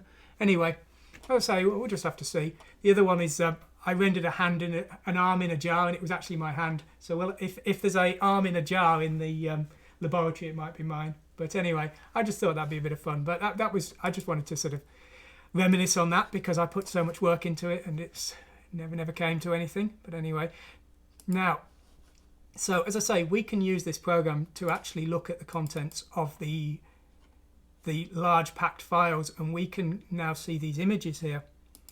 So if sorry, I've not switched my video here. So for example, if I just show this here, and now these are files that have been dumped out of the packed files, and if I sort of press the keys here, you can see we are actually able to cycle through the animation. Sorry, let me just get Earth and View up. I don't think that's working very well. So the way that the video compression works is it's a sort of it works by differencing each one of the frames. So the videos can only play forwards. So what they've had to do is they have to store two versions of the video, one to go forwards and one to go backwards. Now you can see these frames are complete, but if they weren't decompressed in this way, you would actually only see a few pixels probably changing each frame. My room, upstairs. No, that's the audio file.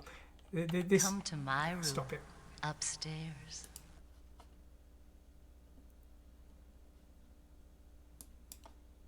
So let's just move this out of the way here. Right, so here's the cans. Now, if you remember the can puzzle we were doing earlier, when you pick a can, it floats to the edge of the screen, and when you put it back, it floats back into position. So these are actually the stills that did that. So you can see you've got each can moving in and out, because remember they can't reverse the videos. So they've actually recorded a single still of every possible permutation and combination of the cans, and a video animation moving in and out to be able to make each can move. Now let's see what else we've got here. The kitchen. Let's have a look at this. Oh, I've actually made this into a video. Sorry, okay. So this isn't the kitchen, this is the dining room. I've named the file wrong. Anyway, so you can see that we've got these videos of moving around the room, and every possible direction and every possible action is being represented as a series of files in the video. And as I say, you can't return them backwards. But if you look at the file size of these, they are absolutely tiny. This is 25 megabytes. This one's 22. And these are probably an entire room. MU is probably the music hall or something, and K is probably the kitchen. DR is probably dining room. They're very, very small because, as I said before, even if they had an infinite number of CDs, which they certainly didn't, they had to get video and audio as required from the CD to the screen within 160k per second. So they had very little space. And you see there's the animations coming in and out. So yeah, so very here's the animations of each of the parts of the cake. You can see it moving up and moving down and leaving the board there. And here's the animation of the actual ghosts talking. Now there would be an audio file to match this somewhere, but So this program that sort of dissects the files doesn't do that, but I thought it was interesting to be able to see how the game actually was technically built up. Now, the Seventh Guest game engine was relatively primitive in the way that it used these videos. I'm not sure about the 11th hour. The 11th hour was much more complicated. The puzzles were much more advanced because they were AI. They were all AI based. And then the final thing I would say is that the Ripper game that came later was very different indeed. That wasn't done by Trilobite, but I don't think that worked in this way. I think that was, in a lot of cases, having much more technically advanced puzzles and a far more complex gameplay.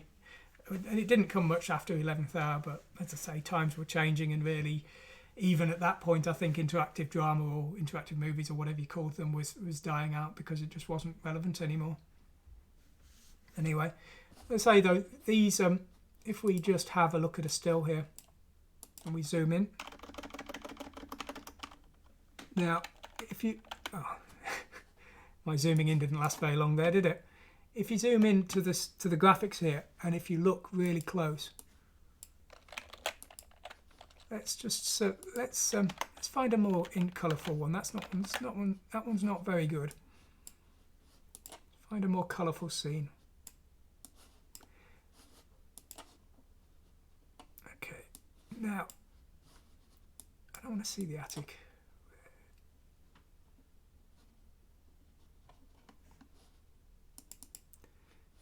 Okay, dining room.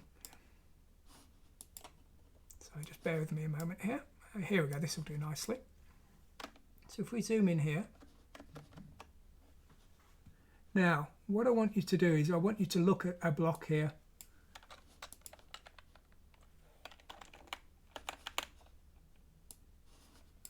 Now,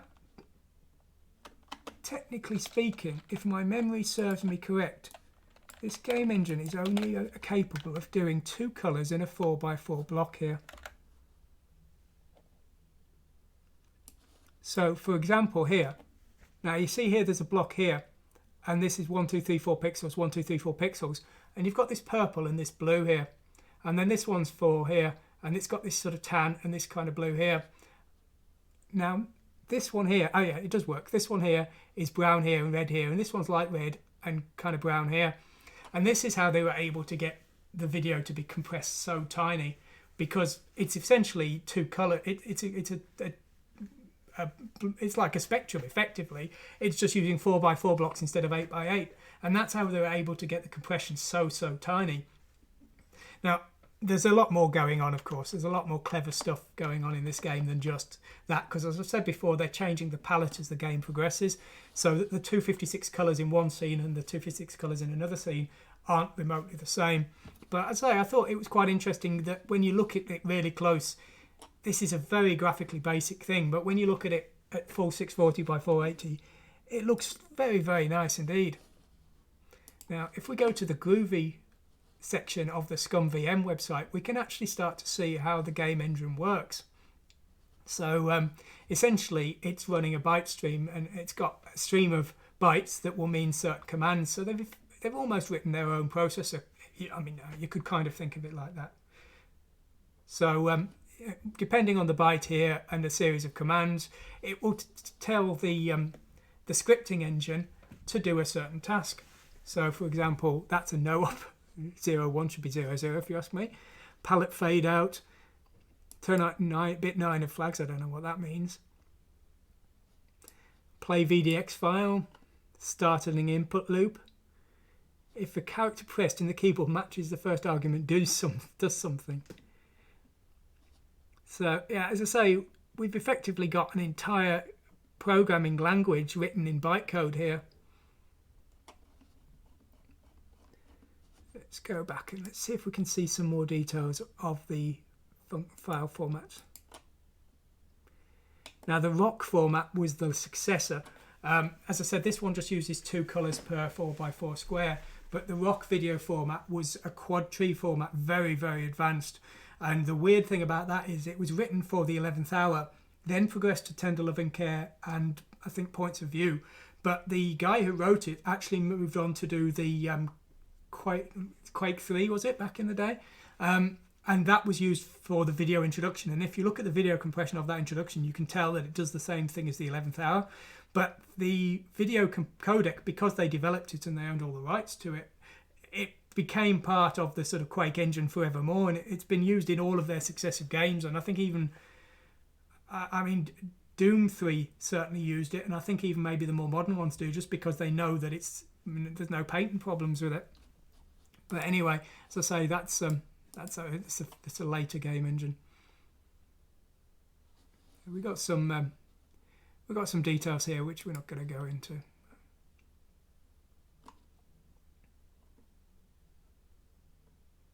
Okay, so here we go. So we've got a number of tiles, and each tile is 4 by 4.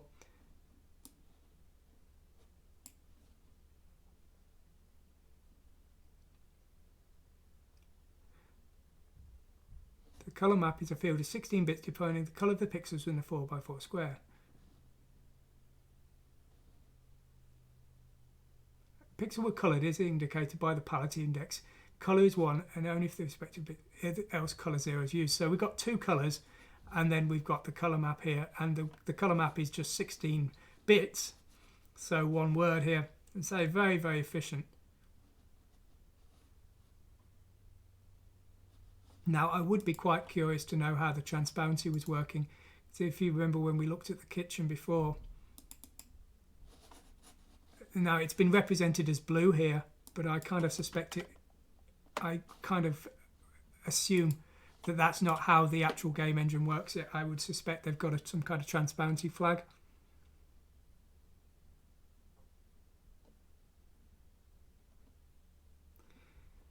Well, anyway, as I say, I'm not going to go into all of this because it's quite complicated. The audio is very simple, just 8-bit mono. They used Add PCM in the 11th hour, which was far more advanced.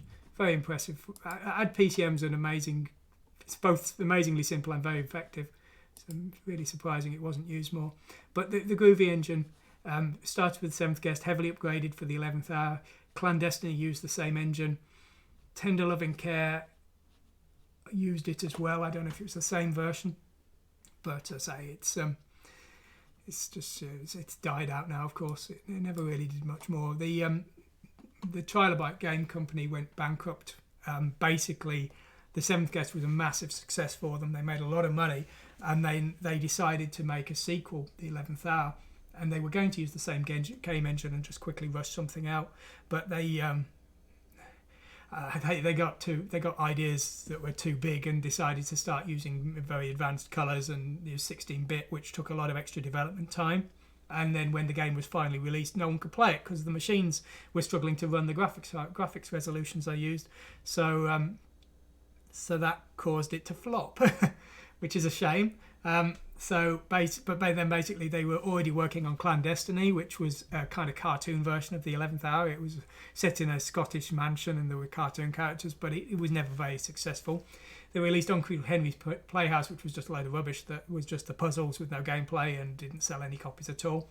And then Tender Loving Care, which they spent millions on, and by the time it was finished, the company was bankrupt. And it was released under a different brand name, I think. I don't think it was ever released under the Trilobite name. But anyway, it's quite good. If you can get your hands on a copy, it's quite good. Very interesting game. It uses psychological questions in between the stages and changes the gameplay accordingly. Very interesting idea, but they bankrupted the company making it. And then there was, they never achieved anything ever again. They were at one point discussing a 7th Guest 3. And as I say, the 13th Doll team used some of the ideas as best they were known to make their game. So as I said before, if this game interests you, I definitely suggest you take a look at that. I do have it on this machine, but unfortunately I don't know what's wrong. But firstly, this computer is not very powerful, and it was struggling with the game engine. But then even when this wasn't running, I was getting some weird crashes, and I tried it on my Windows 7 machine, and it doesn't really load at all. And I think maybe, as I said before, they've got a patched version on Steam, but a lot of people who release on Steam and GOG don't put much effort into GOG because it's such a small market compared to Steam. So I suspect maybe they've not got round to updating the patch on the on GOG, but I'm sure they will. And as I say, I'd strongly suggest you consider buying a copy of the game because the amount of work they've put in is insane. I backed them on Kickstarter. They made about $50,000 or something on their Kickstarter, but I don't believe I would be almost certain all of that was spent on the filming because the amount of work it must have taken. Because they got the original actor who played Henry Stauff to play the part again. So very impressive there. Well, anyway, just as a final thing, let's just give the game a go. It doesn't work very well on this machine, but it does work a little bit. So let's try it out.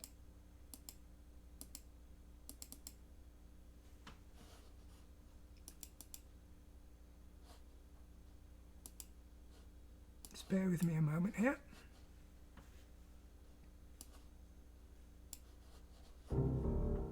You got me last time, but I'm stronger now.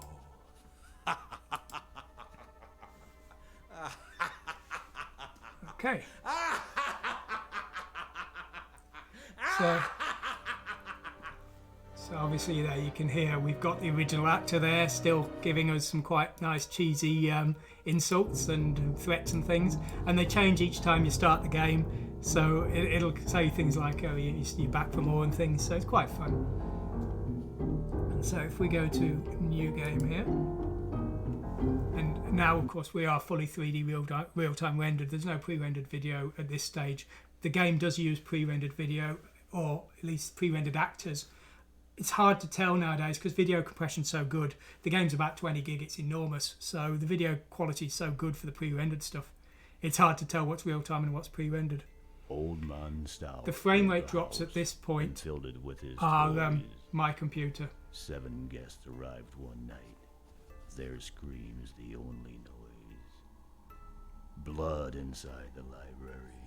Blood right up the wall. Scurrying round the haunted house. My, the guests took deadly falls.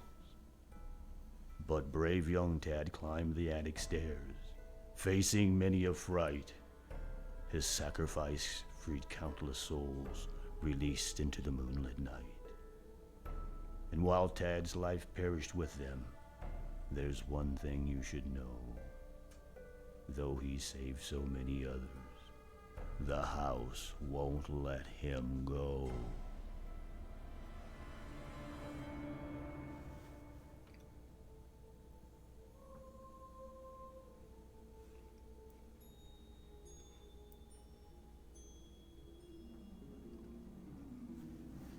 It's very weird watching this because I read the original draft of the screenplay, which had no dialogue, but it had the events, and so I wasn't even sure if these events would still occur the way that I remembered reading them, and you sort of had visions in your head of what it was going to look like when this happened, and it's very surreal to see it now after all this work that they've put into it. Really incredible work they've done. Now, one thing I've noticed is this rather crappy machine, the frame rate is very good in some places and then very bad in others, and I suspect the pre-rendered videos are actually different resolutions, and that's why some are very good and some are very bad on my machine. But the video is all, I'm talking about the motion captured, the captured video of real actors. It all vastly exceeds what I would expect for an amateur game, and it's all light years ahead of the 11th hour, which was in itself very good for the day. So really impressive what they've done here. It's just a shame I can't play it better at the moment. I will, when I've got something worked out, either on my Windows 7 machine or this Windows 10 laptop, I'll do a proper playthrough of it and a review and things, but I can't really do it justice at the moment because, as I say, for whatever reason I'm having trouble with it. But it looks gorgeous. It really does. It's very surreal in a lot of ways seeing this game. It's like even many years after, many, even very recently, I've often had this weird reoccurring dream about coming across a third game for the Seventh Guest, a sequel, because the game was so influential at the time I played it. It was really, you really always wanted to see another chapter to it. So it's very bittersweet to finally see this here. But, it's just be interesting to see what it's really like when I can get my way through it. But I say they've clearly done an excellent job, and from what I've read of the screenplay, they were incredibly faithful to the spirit of the original games and the direction that the authors of the original two were planning for the third game, because you could see elements of what they were trying to do in the 11th hour, and then with the Tender Loving Care game, they were trying to make the game more involved for the player. They're trying to bring the player into the game through making the player take choices in how the game actually progressed and making ethical decisions. That was really what they were trying to do, and that's what this game, I assume, does, because I say that's what they were implying they were going to do, and it looks like they've not changed anything. So, young, very bright-eyed, impressive. naive. They had to prove something to the world. So what got you interested in the field of psychiatry? It was my mother, actually. When I was 13, she started having these breakdowns. It's hard to watch. It really made me want to help people.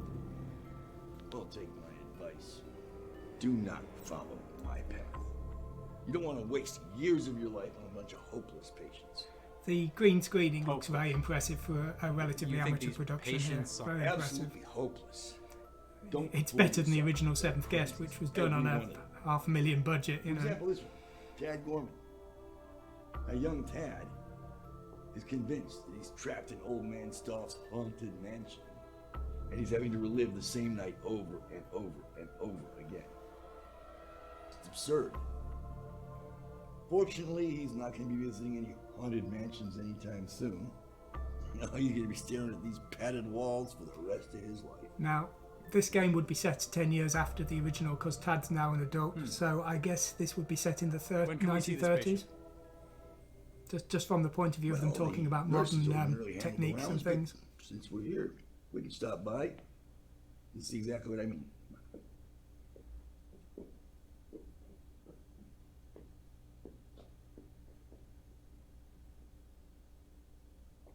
Oh, it looks like he's asleep. We can come back another time. Nonsense. Evan, please, we should let him sleep. You don't seem to understand. This is our show. We call the shots, not the patients. And don't call me Evan. It's Dr. Thornfield. Dr. Thornfield? It can wait. As you wish. You've got a lot to learn, boy. You can't just bend to the patient's whim. You're not going to last a minute here.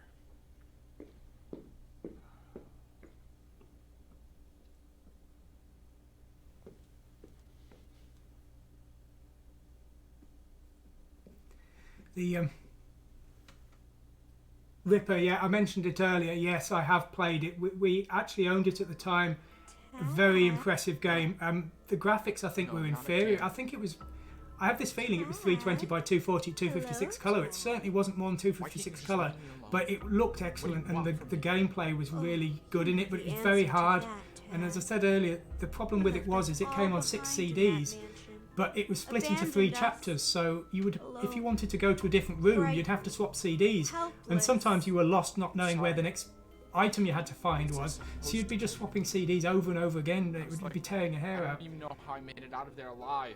Now, in modern day where you can emulate the CD drives, it's not such a problem, and the plot was really impressive for the day. It's definitely a game you should look at trying to get your hands on if you're into this kind of thing, because as I say, it was, everything about it was really good, and it also tried to do the thing of the ethical choice. The game had 4 possible endings, and you would have to decide which one of 4 possible people was the killer, and it would change bits of the dialogue slightly depending on one of the possible killers. And finish what you started. it was extremely frustrating. I mean, even on emulators it's frustrating, but on real CDs it was a nightmare. But one of the possible killers was the person's girlfriend, so you had this choice of these, the police officer or the kind of psycho guy or the girlfriend, or who was the fourth one? Or the doctor. So and it could be any of them. It would really change. And what they're doing in this game is, as you'll see in just a moment, you have the choice of two possible players, and depending on which player you choose, the following events of the game will differ.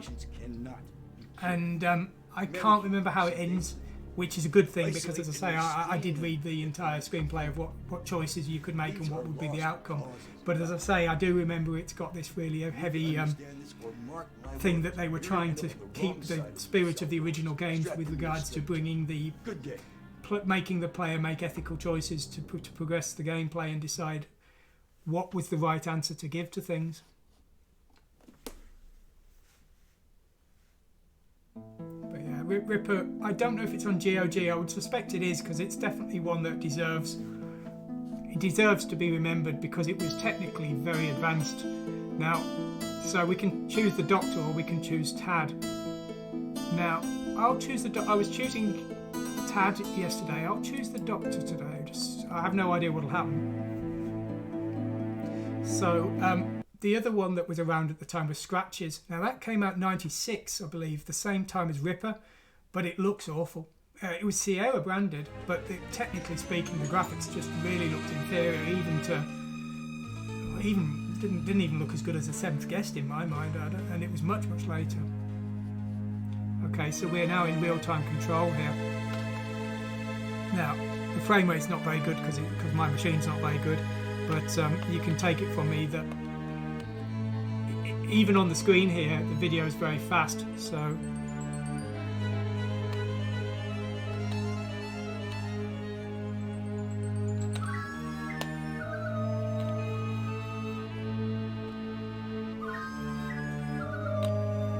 So, where do we go?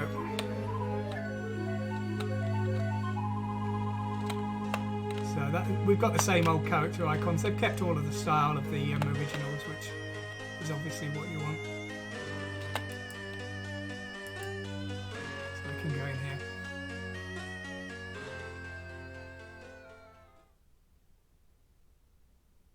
Now, what happens next?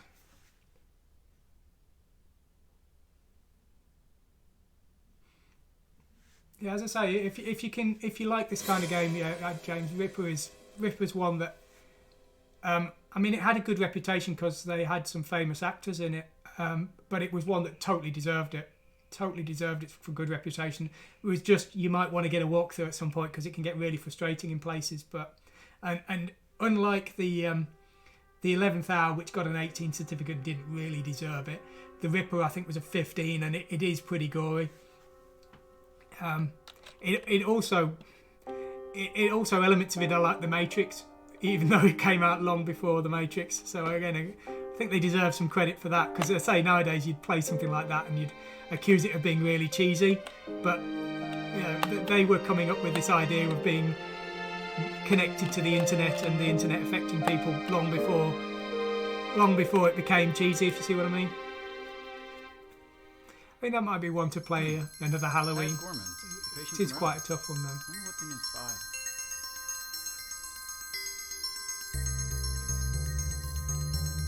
5. Now, last time I played this, I played as Tad, and when I did that...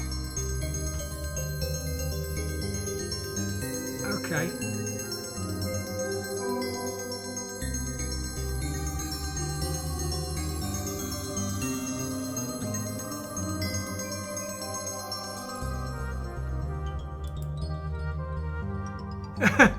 Oh, I see, okay. So where do I need to get to then? This X marks the spot, is it?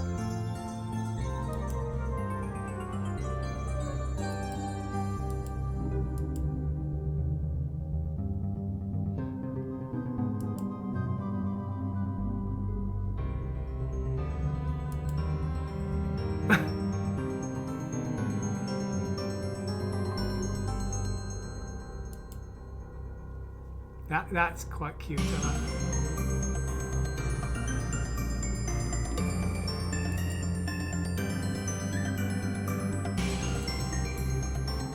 It's wonderful to see you're not letting your education get in the way of your ignorance. Oh, that's funny. But as I say, the thing I'm saying is before is this puzzle is completely different to the equivalent one for the Tad character. So they've made two totally separate games here. How could a patient be driven to such The entire plot, the puzzles you have to do, the objects you have to collect, and the end of the game is totally different depending on which of these two characters you choose. And so it's like they didn't just think, oh well, we want to make a fan game, we'll knock something quick out the door. They really, I mean, they effectively said what would be the absolute perfect thing the original company would have made with all of their budget, and then decided to do it themselves, which is why it's taken 15 years for them to finish, unfortunately. But I don't know how they've not gone completely insane. But now there's apparently a spooky event here, but the problem I was having was when I clicked the spooky events, the game was kind of like jamming up. Yeah, I mean, yeah, I don't know. I mean, I'm in absolute awe of them because, as I say, I spent a year on it, and I just thought, this is.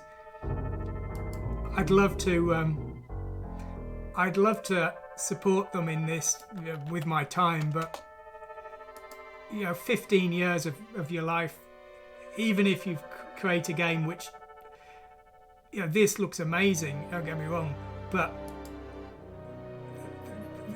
that's a huge amount of your time, and I don't believe I don't believe they were just spending 10 minutes here and there for 15 years.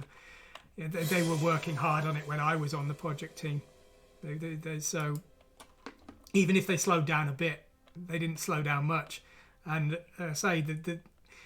just trying to think of how hard it must be to shoot those green screen shots and then stitch them in with rendered video and things. That's a tough thing to do. And just the logistics of getting the actors together and the equipment and things, it must have been a tough job. It must have been really tough. So I only hope that they make a few sales, because, as I say, I would be surprised if there was anything left of the Kickstarter money they got, because I would assume that was all spent hiring back the actor who played Henry Stuff and getting cameras together and recording equipment and setting up green screens and getting flights for actors and whatever. I don't know what it took for them to achieve it, but it must have been tough. 3D rendering a game's one thing, but shooting video and things, it must have been very difficult for them.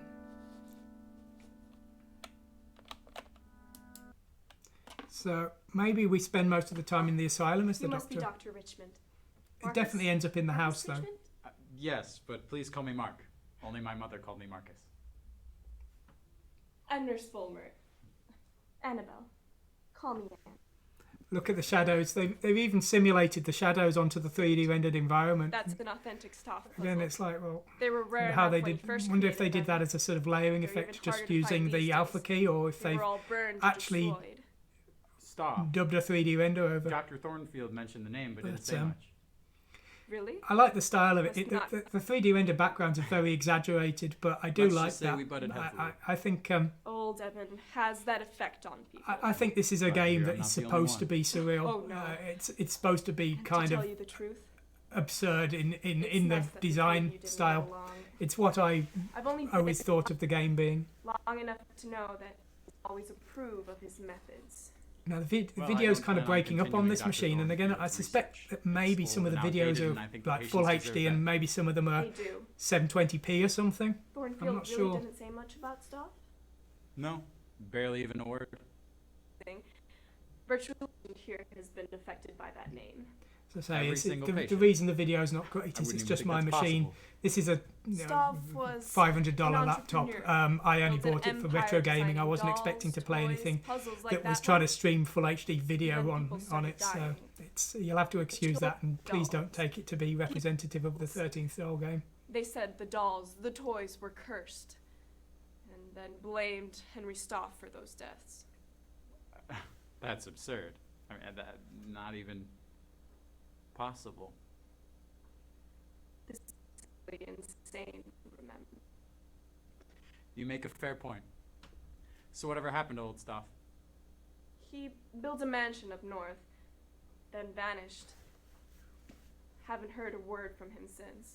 Well, I'd skip town too if it meant someone was coming after me with the torch. Nevertheless, that's what we're dealing with. You'll hear a myriad of Stoff stories around here. So, if I play this puzzle, will Stoff's curse get me? At your own risk, Doctor. At your own risk. It gets me too.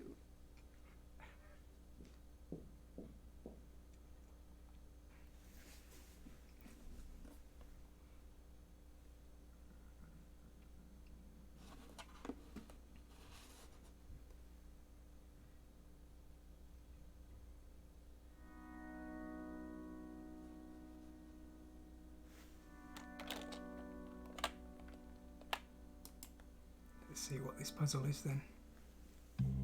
This should be illuminating. So they're even mimicking the cheesy style of the dialogue in between the puzzles. Very good. So, use the open space to move the cells around. Okay, so... Oh, okay.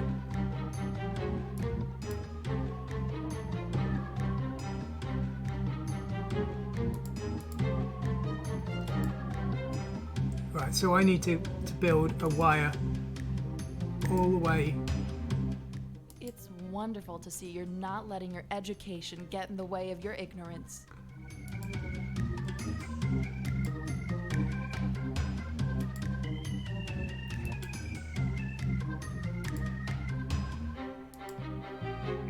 I'm not sure who that female voice is. It kind of sounds like the nurse, but I might be wrong on that.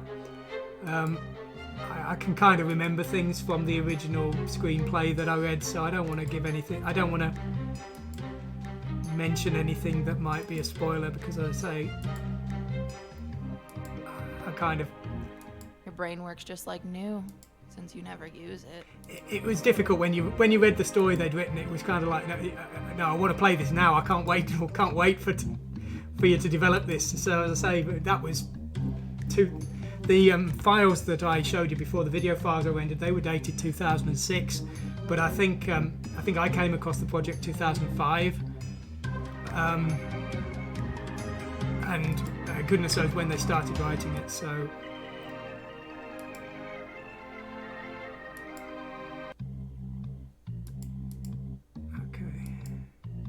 I'm not doing very well at this one, am I?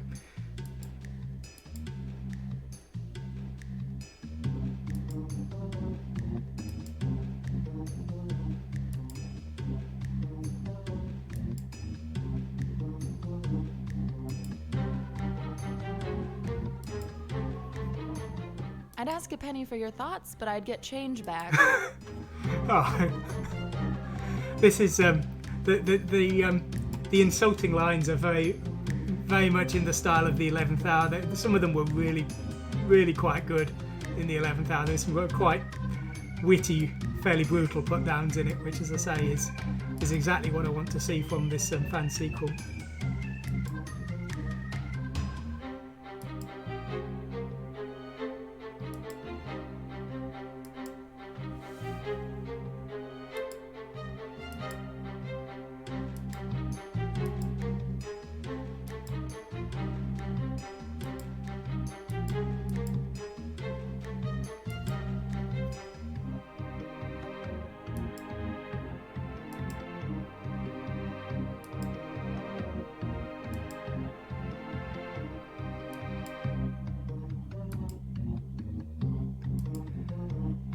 Oh dear.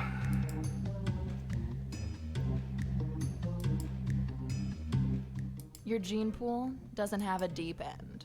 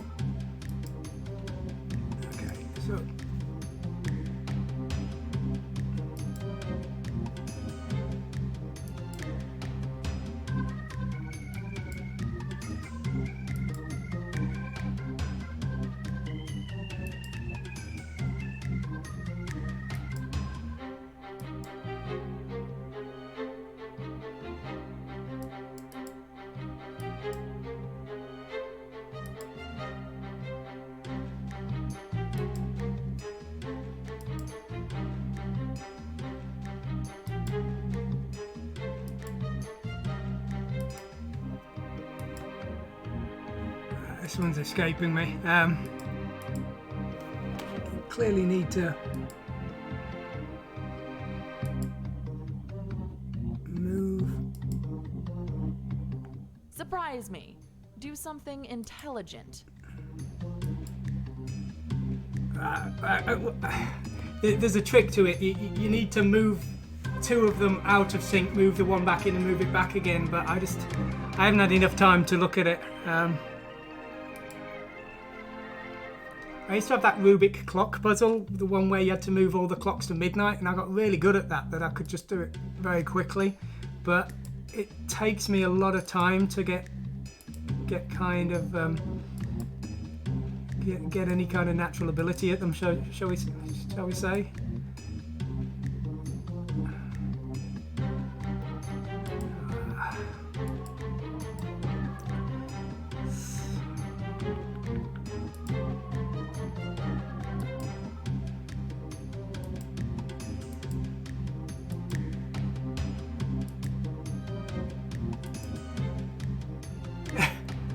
Don't joke. There's probably you can probably cheat somehow. I think if you go up the top or the bottom, it'll offer you clues and offer to solve the puzzle. Because as I say, that was something that was really good with the original. But yeah, I don't want to do that unless I got no choice.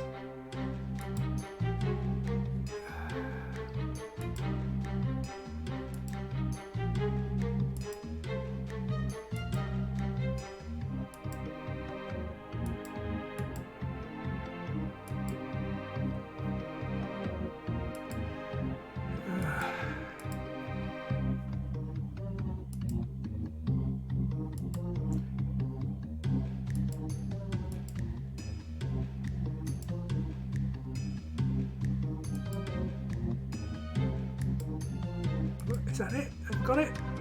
That's how it's done. Ah, I got there in the end. Good God. The Tad ones were easier. I wish I'd chosen the Tad ones now.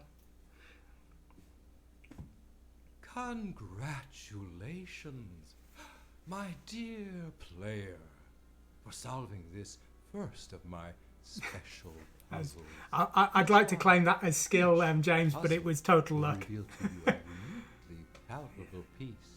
And when you've successfully solved all my clever I'm afraid I puzzles, can't read that because of the these low pieces resolution I'm recording this at. will come I'm having to together, keep it down to unite 720 by 480 so that the video stream doesn't fail. the pinnacle creation I was of trying to my play this career. yesterday, and the video stream was breaking up because my computer's too slow to record this. So I've had to change the settings. I've turned hardware video capture off. So I've turned to software because that actually works better. I've changed it to fastest software video capture. I've changed it to 15 FPS and I'm recording at 720p today.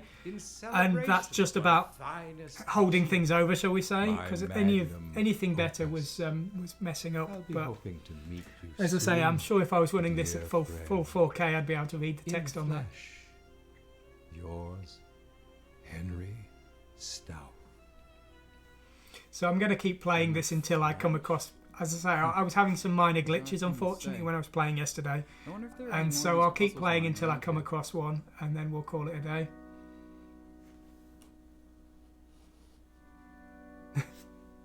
And there's still, was that, I can't remember if that was one that was in the original game or not. I'm not going to click on that because that was those spooky events were what was messing the game engine up when I was trying it yesterday. It still ended up with the blackout between the scenes. Then, when I wonder if it does that all the way through. When we were working on the pre-rendered one, which was going to use Macromedia Director, they were going to try and do away with those black borders, which I suspected was going to cause all kinds of trouble. But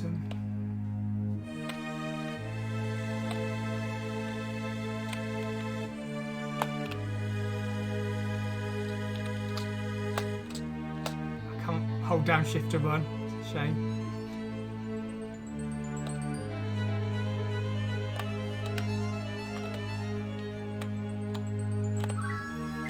Where can I go next then?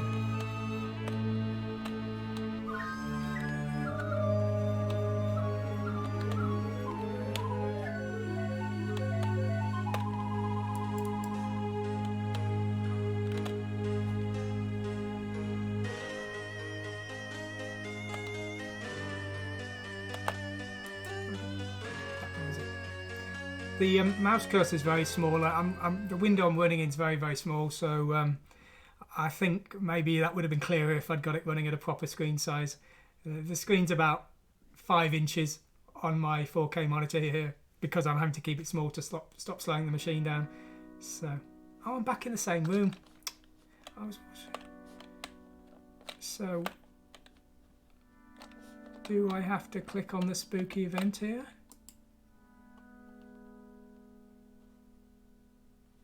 Ah, okay, that's you see that from time to time, and I think those are the super backers. So I think I backed this at the $70 mark. I'm assuming there are people who backed it like much higher levels. So yeah, it's quite. I like that. I played the Leisure Suit Larry game. They made a Leisure Suit Larry remake a while back that was kickstarted, and some of the people who'd paid, they got to give audio files that they would put in a scene, but they were so cheesy. Some of them they were kind of terrible. Whereas it's kind of cute, and it makes the point without making the game ridiculous. I think there's another one in the padded cell. There's someone's name written on the wall, and it gives them their credit, and it doesn't make the game feel clunky.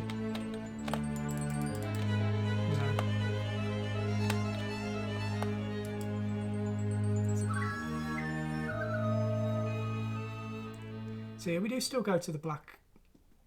We do still black out between the cutscenes. I never minded it. It was impressive of them that they were kind of thinking of getting rid of it, but you know, it gave things a kind of. I've been in here as well. Where do I go next?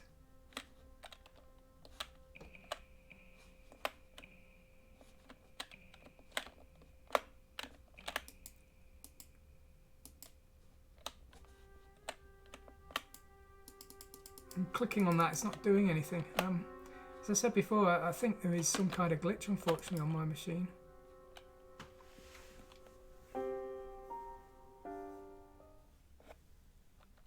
Which room am I missing then? There's obviously something I'm missing.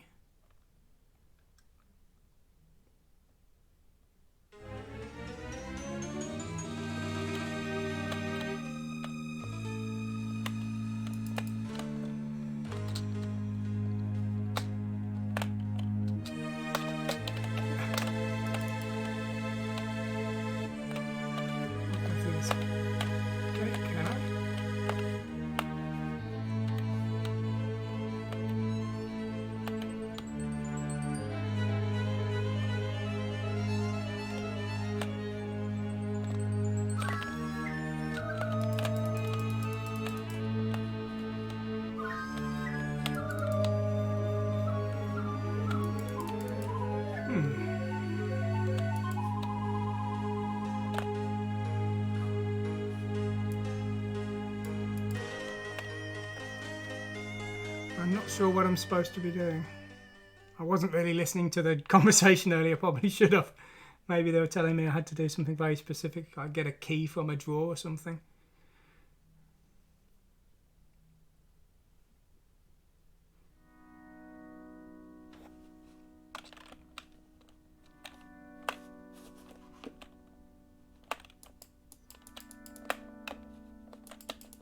Escape out the window. The lighting effects are very nice there. That is the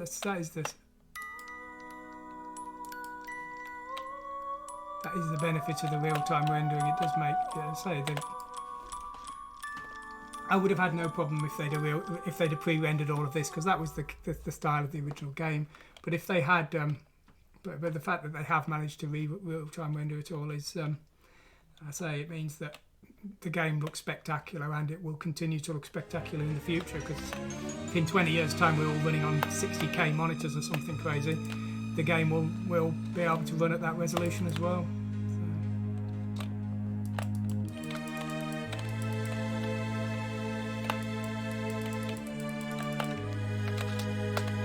Crouch.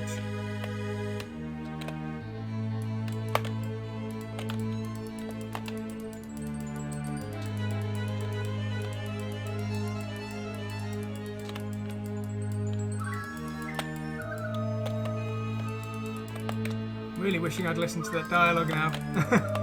Maybe it was telling me what to do.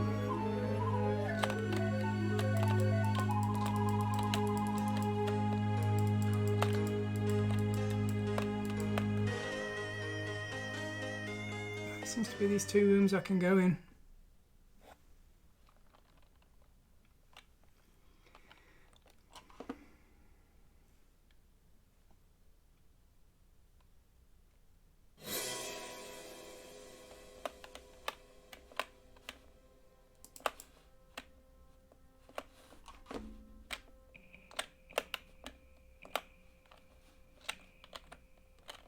What's that floating there for?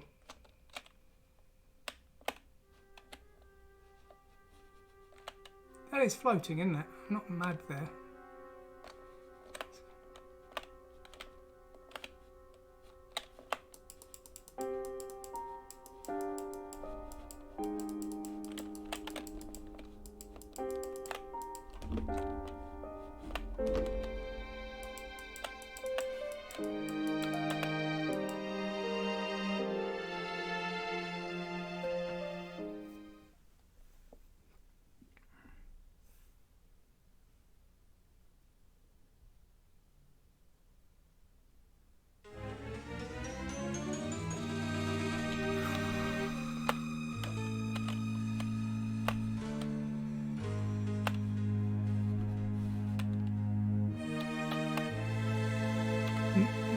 No, well, it was my fault for talking. I would say it's hard to listen and talk, and you don't want to not just have silence. I mean, I'm assuming that she probably told me I had to go and see someone and get the keys for my car or something, and it's probably something. I mean, it's this like really bright looking door here.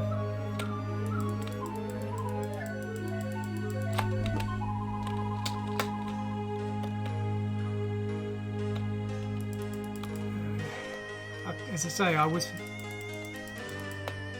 No, it's not your fault. I always try and talk just to keep...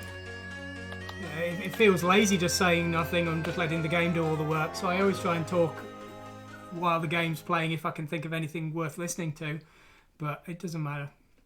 I wasn't expecting to do this well anyway, because when I was playing it the other day, it was crashing on me. Okay.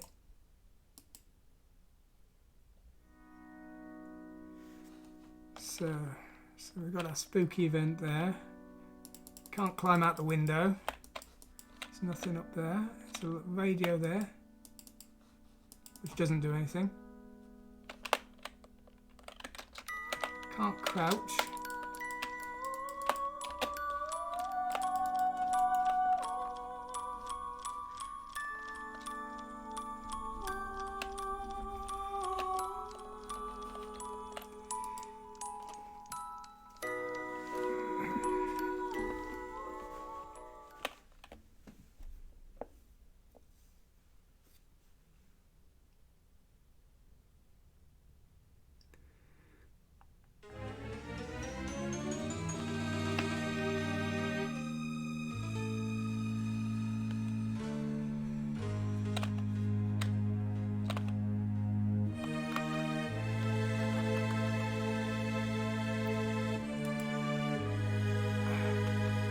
An inventory. What is this? Why would anyone put this here? I bet that's... Is that what I was supposed to do?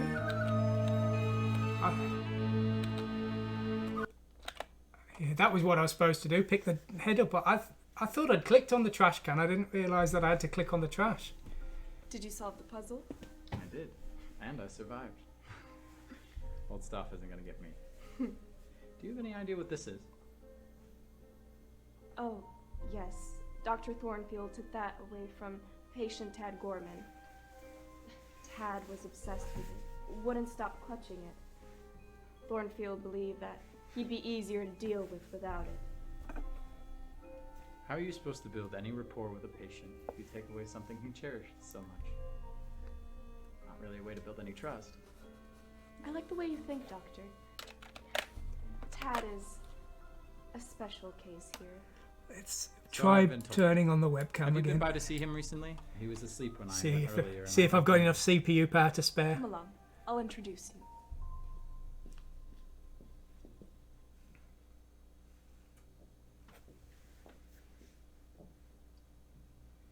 It looks like it's doing okay. CPU utilization on the video capture is running at 11 to 20% at the moment. It was actually the problem yesterday was that I think the frames were changing too much, and the video compressor was trying to do the thing of they do that reverse compression thing where the next frame looks at the previous frame, and I think it was getting too far behind and couldn't build the frames anymore. So I think Ted. the It's fact nice I've to changed it finally to meet you. simplest video compression now is helping a lot more than just changing the settings. I know that the conditions here haven't always been the best. I take it you agree. Well, Tad, I plan to change that. To begin with, I believe I have something of yours. Does this belong to you?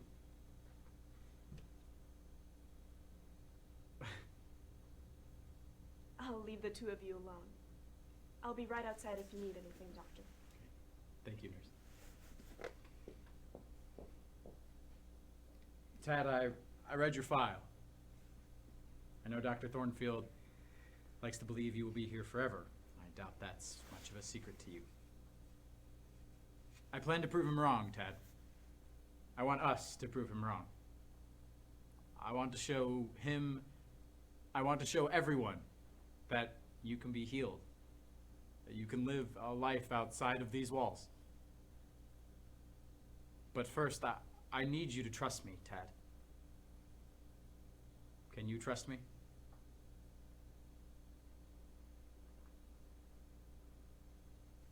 I'm listening. Well, that's a start. I'm led to believe that the Stoff Mansion is a great source of trauma for you.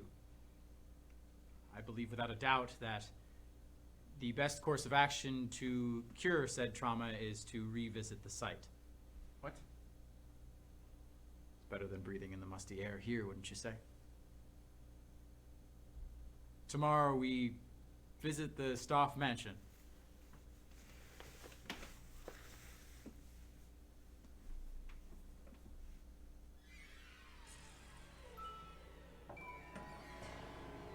I couldn't help but overhear what you said in there. Do you really think it's wise to take Tad out of this facility? There's a new study in mental health therapy called exposure therapy. The idea is you take a patient and expose them to the source of their trauma. By doing so, they can take control of their emotions and learn to build new memories. Allowing them to mentally redefine their traumas in a positive way? Precisely. I see the idea has merit, I do. But it's risky. What if something happened? Well, isn't the risk worth the reward? Anna, this is the step we've been talking about. Step in the right direction. The impact it could have on Tad, he'd be happier, healthier. Think of the impact on the rest of the patients.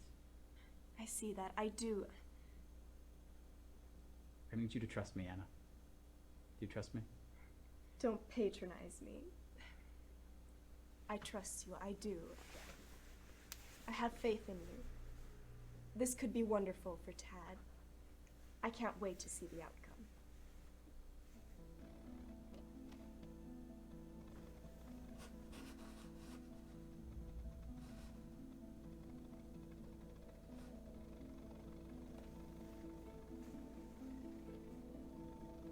Nice to finally get out of there, huh?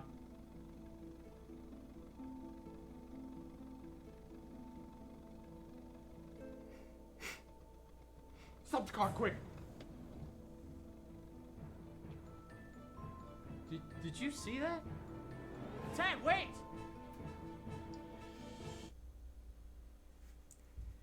Okay, so I saw that clip before when I played as the Tad character, so there's obviously some crossover. But when you play as the Tad character, you end up in the you ended up in the toy store, this Wonder World thing. So it looks like we're now taking the alternate route on the outside. Okay. So I can actually go in there, can I? I try and avoid plugging the patch in anyway. A lot of people don't like it, so it's not. The channel isn't something I do for money anyway, so I just do it for fun. So I just tend to leave mentioning the patch in. I got the names rolling at the bottom, but that's just so that the people who've backed me get some credit. But yeah, it's good. Yeah, I'm not. I try and keep everything here technical. On the technical side, I'm not trying to think of witty jokes to tag in alongside it. It's not really. Not really what my forte. I'm struggling enough to play the game, let alone think of things to say. Can we go down the side here? Yes, we can. No, I don't know. I just I'm not saying you did. I was just mentioning that you notice a lot of people on YouTube try and avoid mentioning it too much, just because you will lose people who don't want to back you on Patreon. Even if you're hoping you might gain people who will. So okay, so we've got this sliding square puzzle here then. I missed what it said. We've got to clear this area, I guess, here.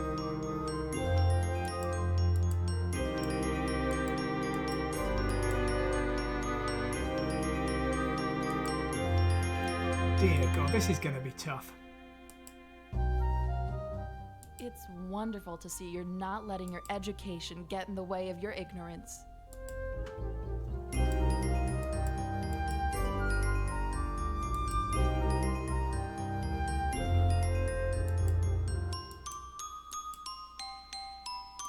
This is like the music room puzzle in the 11th hour, and that, I mean, it was like 80 moves or something like crazy for that one. Since you never use it.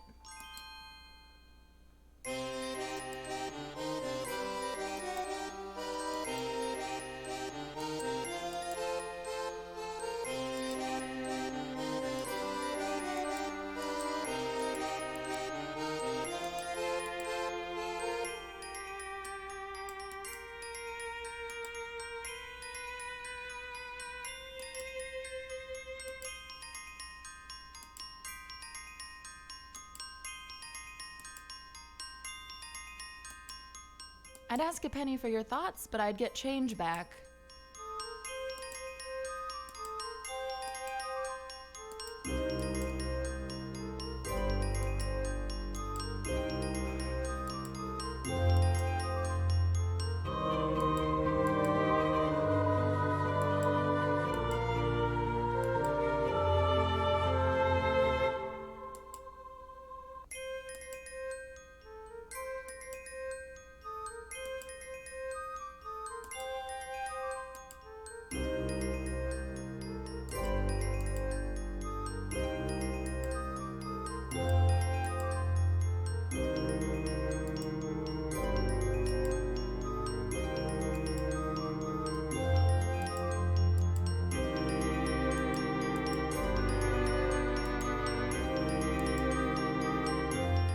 Your gene pool doesn't have a deep end.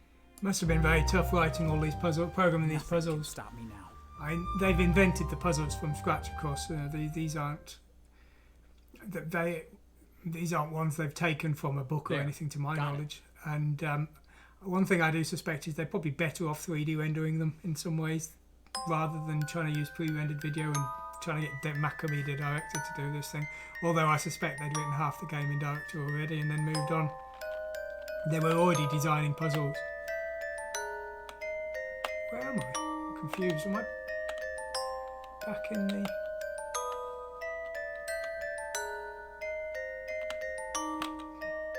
Excuse me. Yeah, they were already developing puzzles back in 2006, so I suspect they'd written half the game before they actually moved to Director, which is a shame.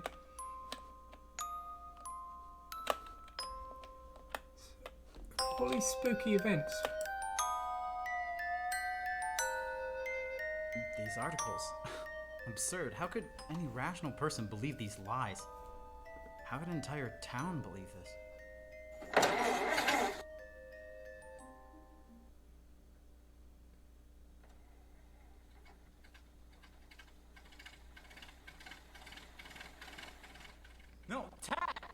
Tad's stealing the car.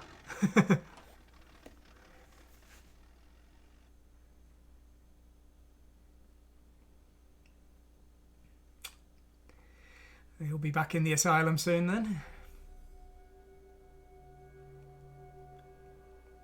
So am I going to have to walk there?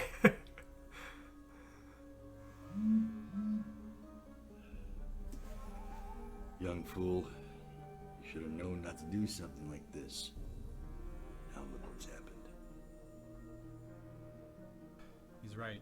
I've got to find Tad. I've got to bring him back. I've got to make things right.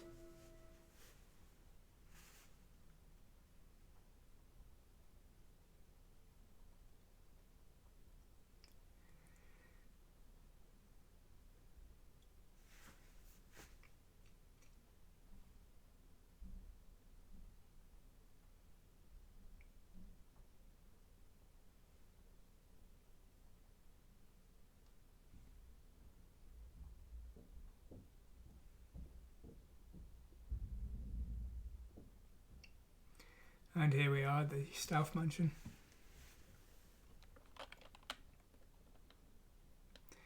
Got a weird tricycle here.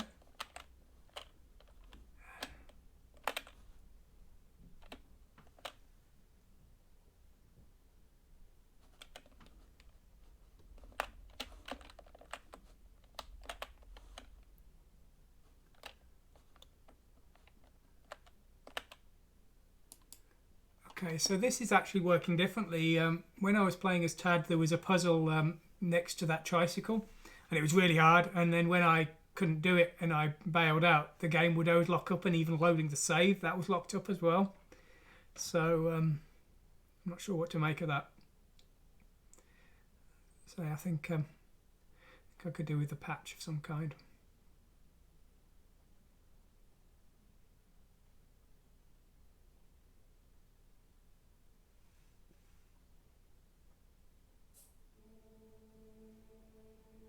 Tad, there you are.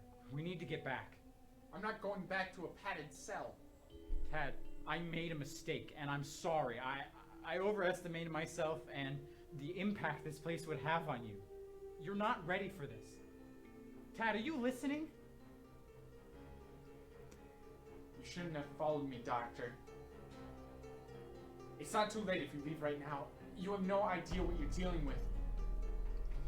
The 11th hour game had a total of 50 minutes video to the movie.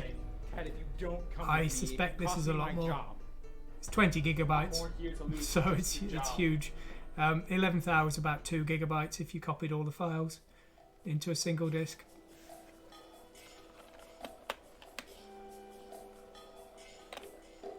Oh, the pot's bound to do something ridiculous.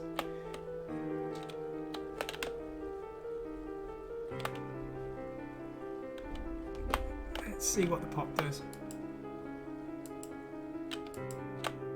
Now, as I say, I think maybe my version's glitching, unfortunately, because when I click the pot, nothing happens, but it looks like something would. The cans are still there. They've not got any writing on them, though. I don't think they have, anyway. And okay, now that's what was happening to me yesterday. So I've clicked on the spooky icon for the can, and now the game has basically stopped. So, well, anyway, I think that's a good point to call things a day now. Anyway, so I totally recommend both of these games if you're interested in this style of gameplay. I personally think the style of the games, but from the acting, music kind of style, and the sort of gothic haunted house style is very endearing to me. So as I say, if this is something that's interests you, I'd suggest you have a look on Steam or GOG and you maybe try and get them yourselves. Anyway, I really appreciate everyone who's watching this today. It's very kind of you. I hope you've found something interesting in it.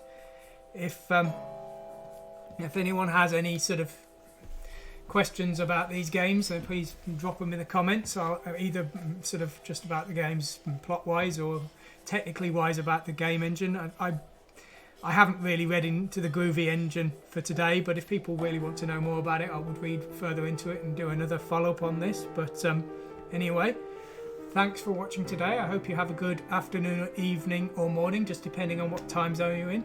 Hope you've enjoyed it. Take care now. Thanks for watching and goodbye.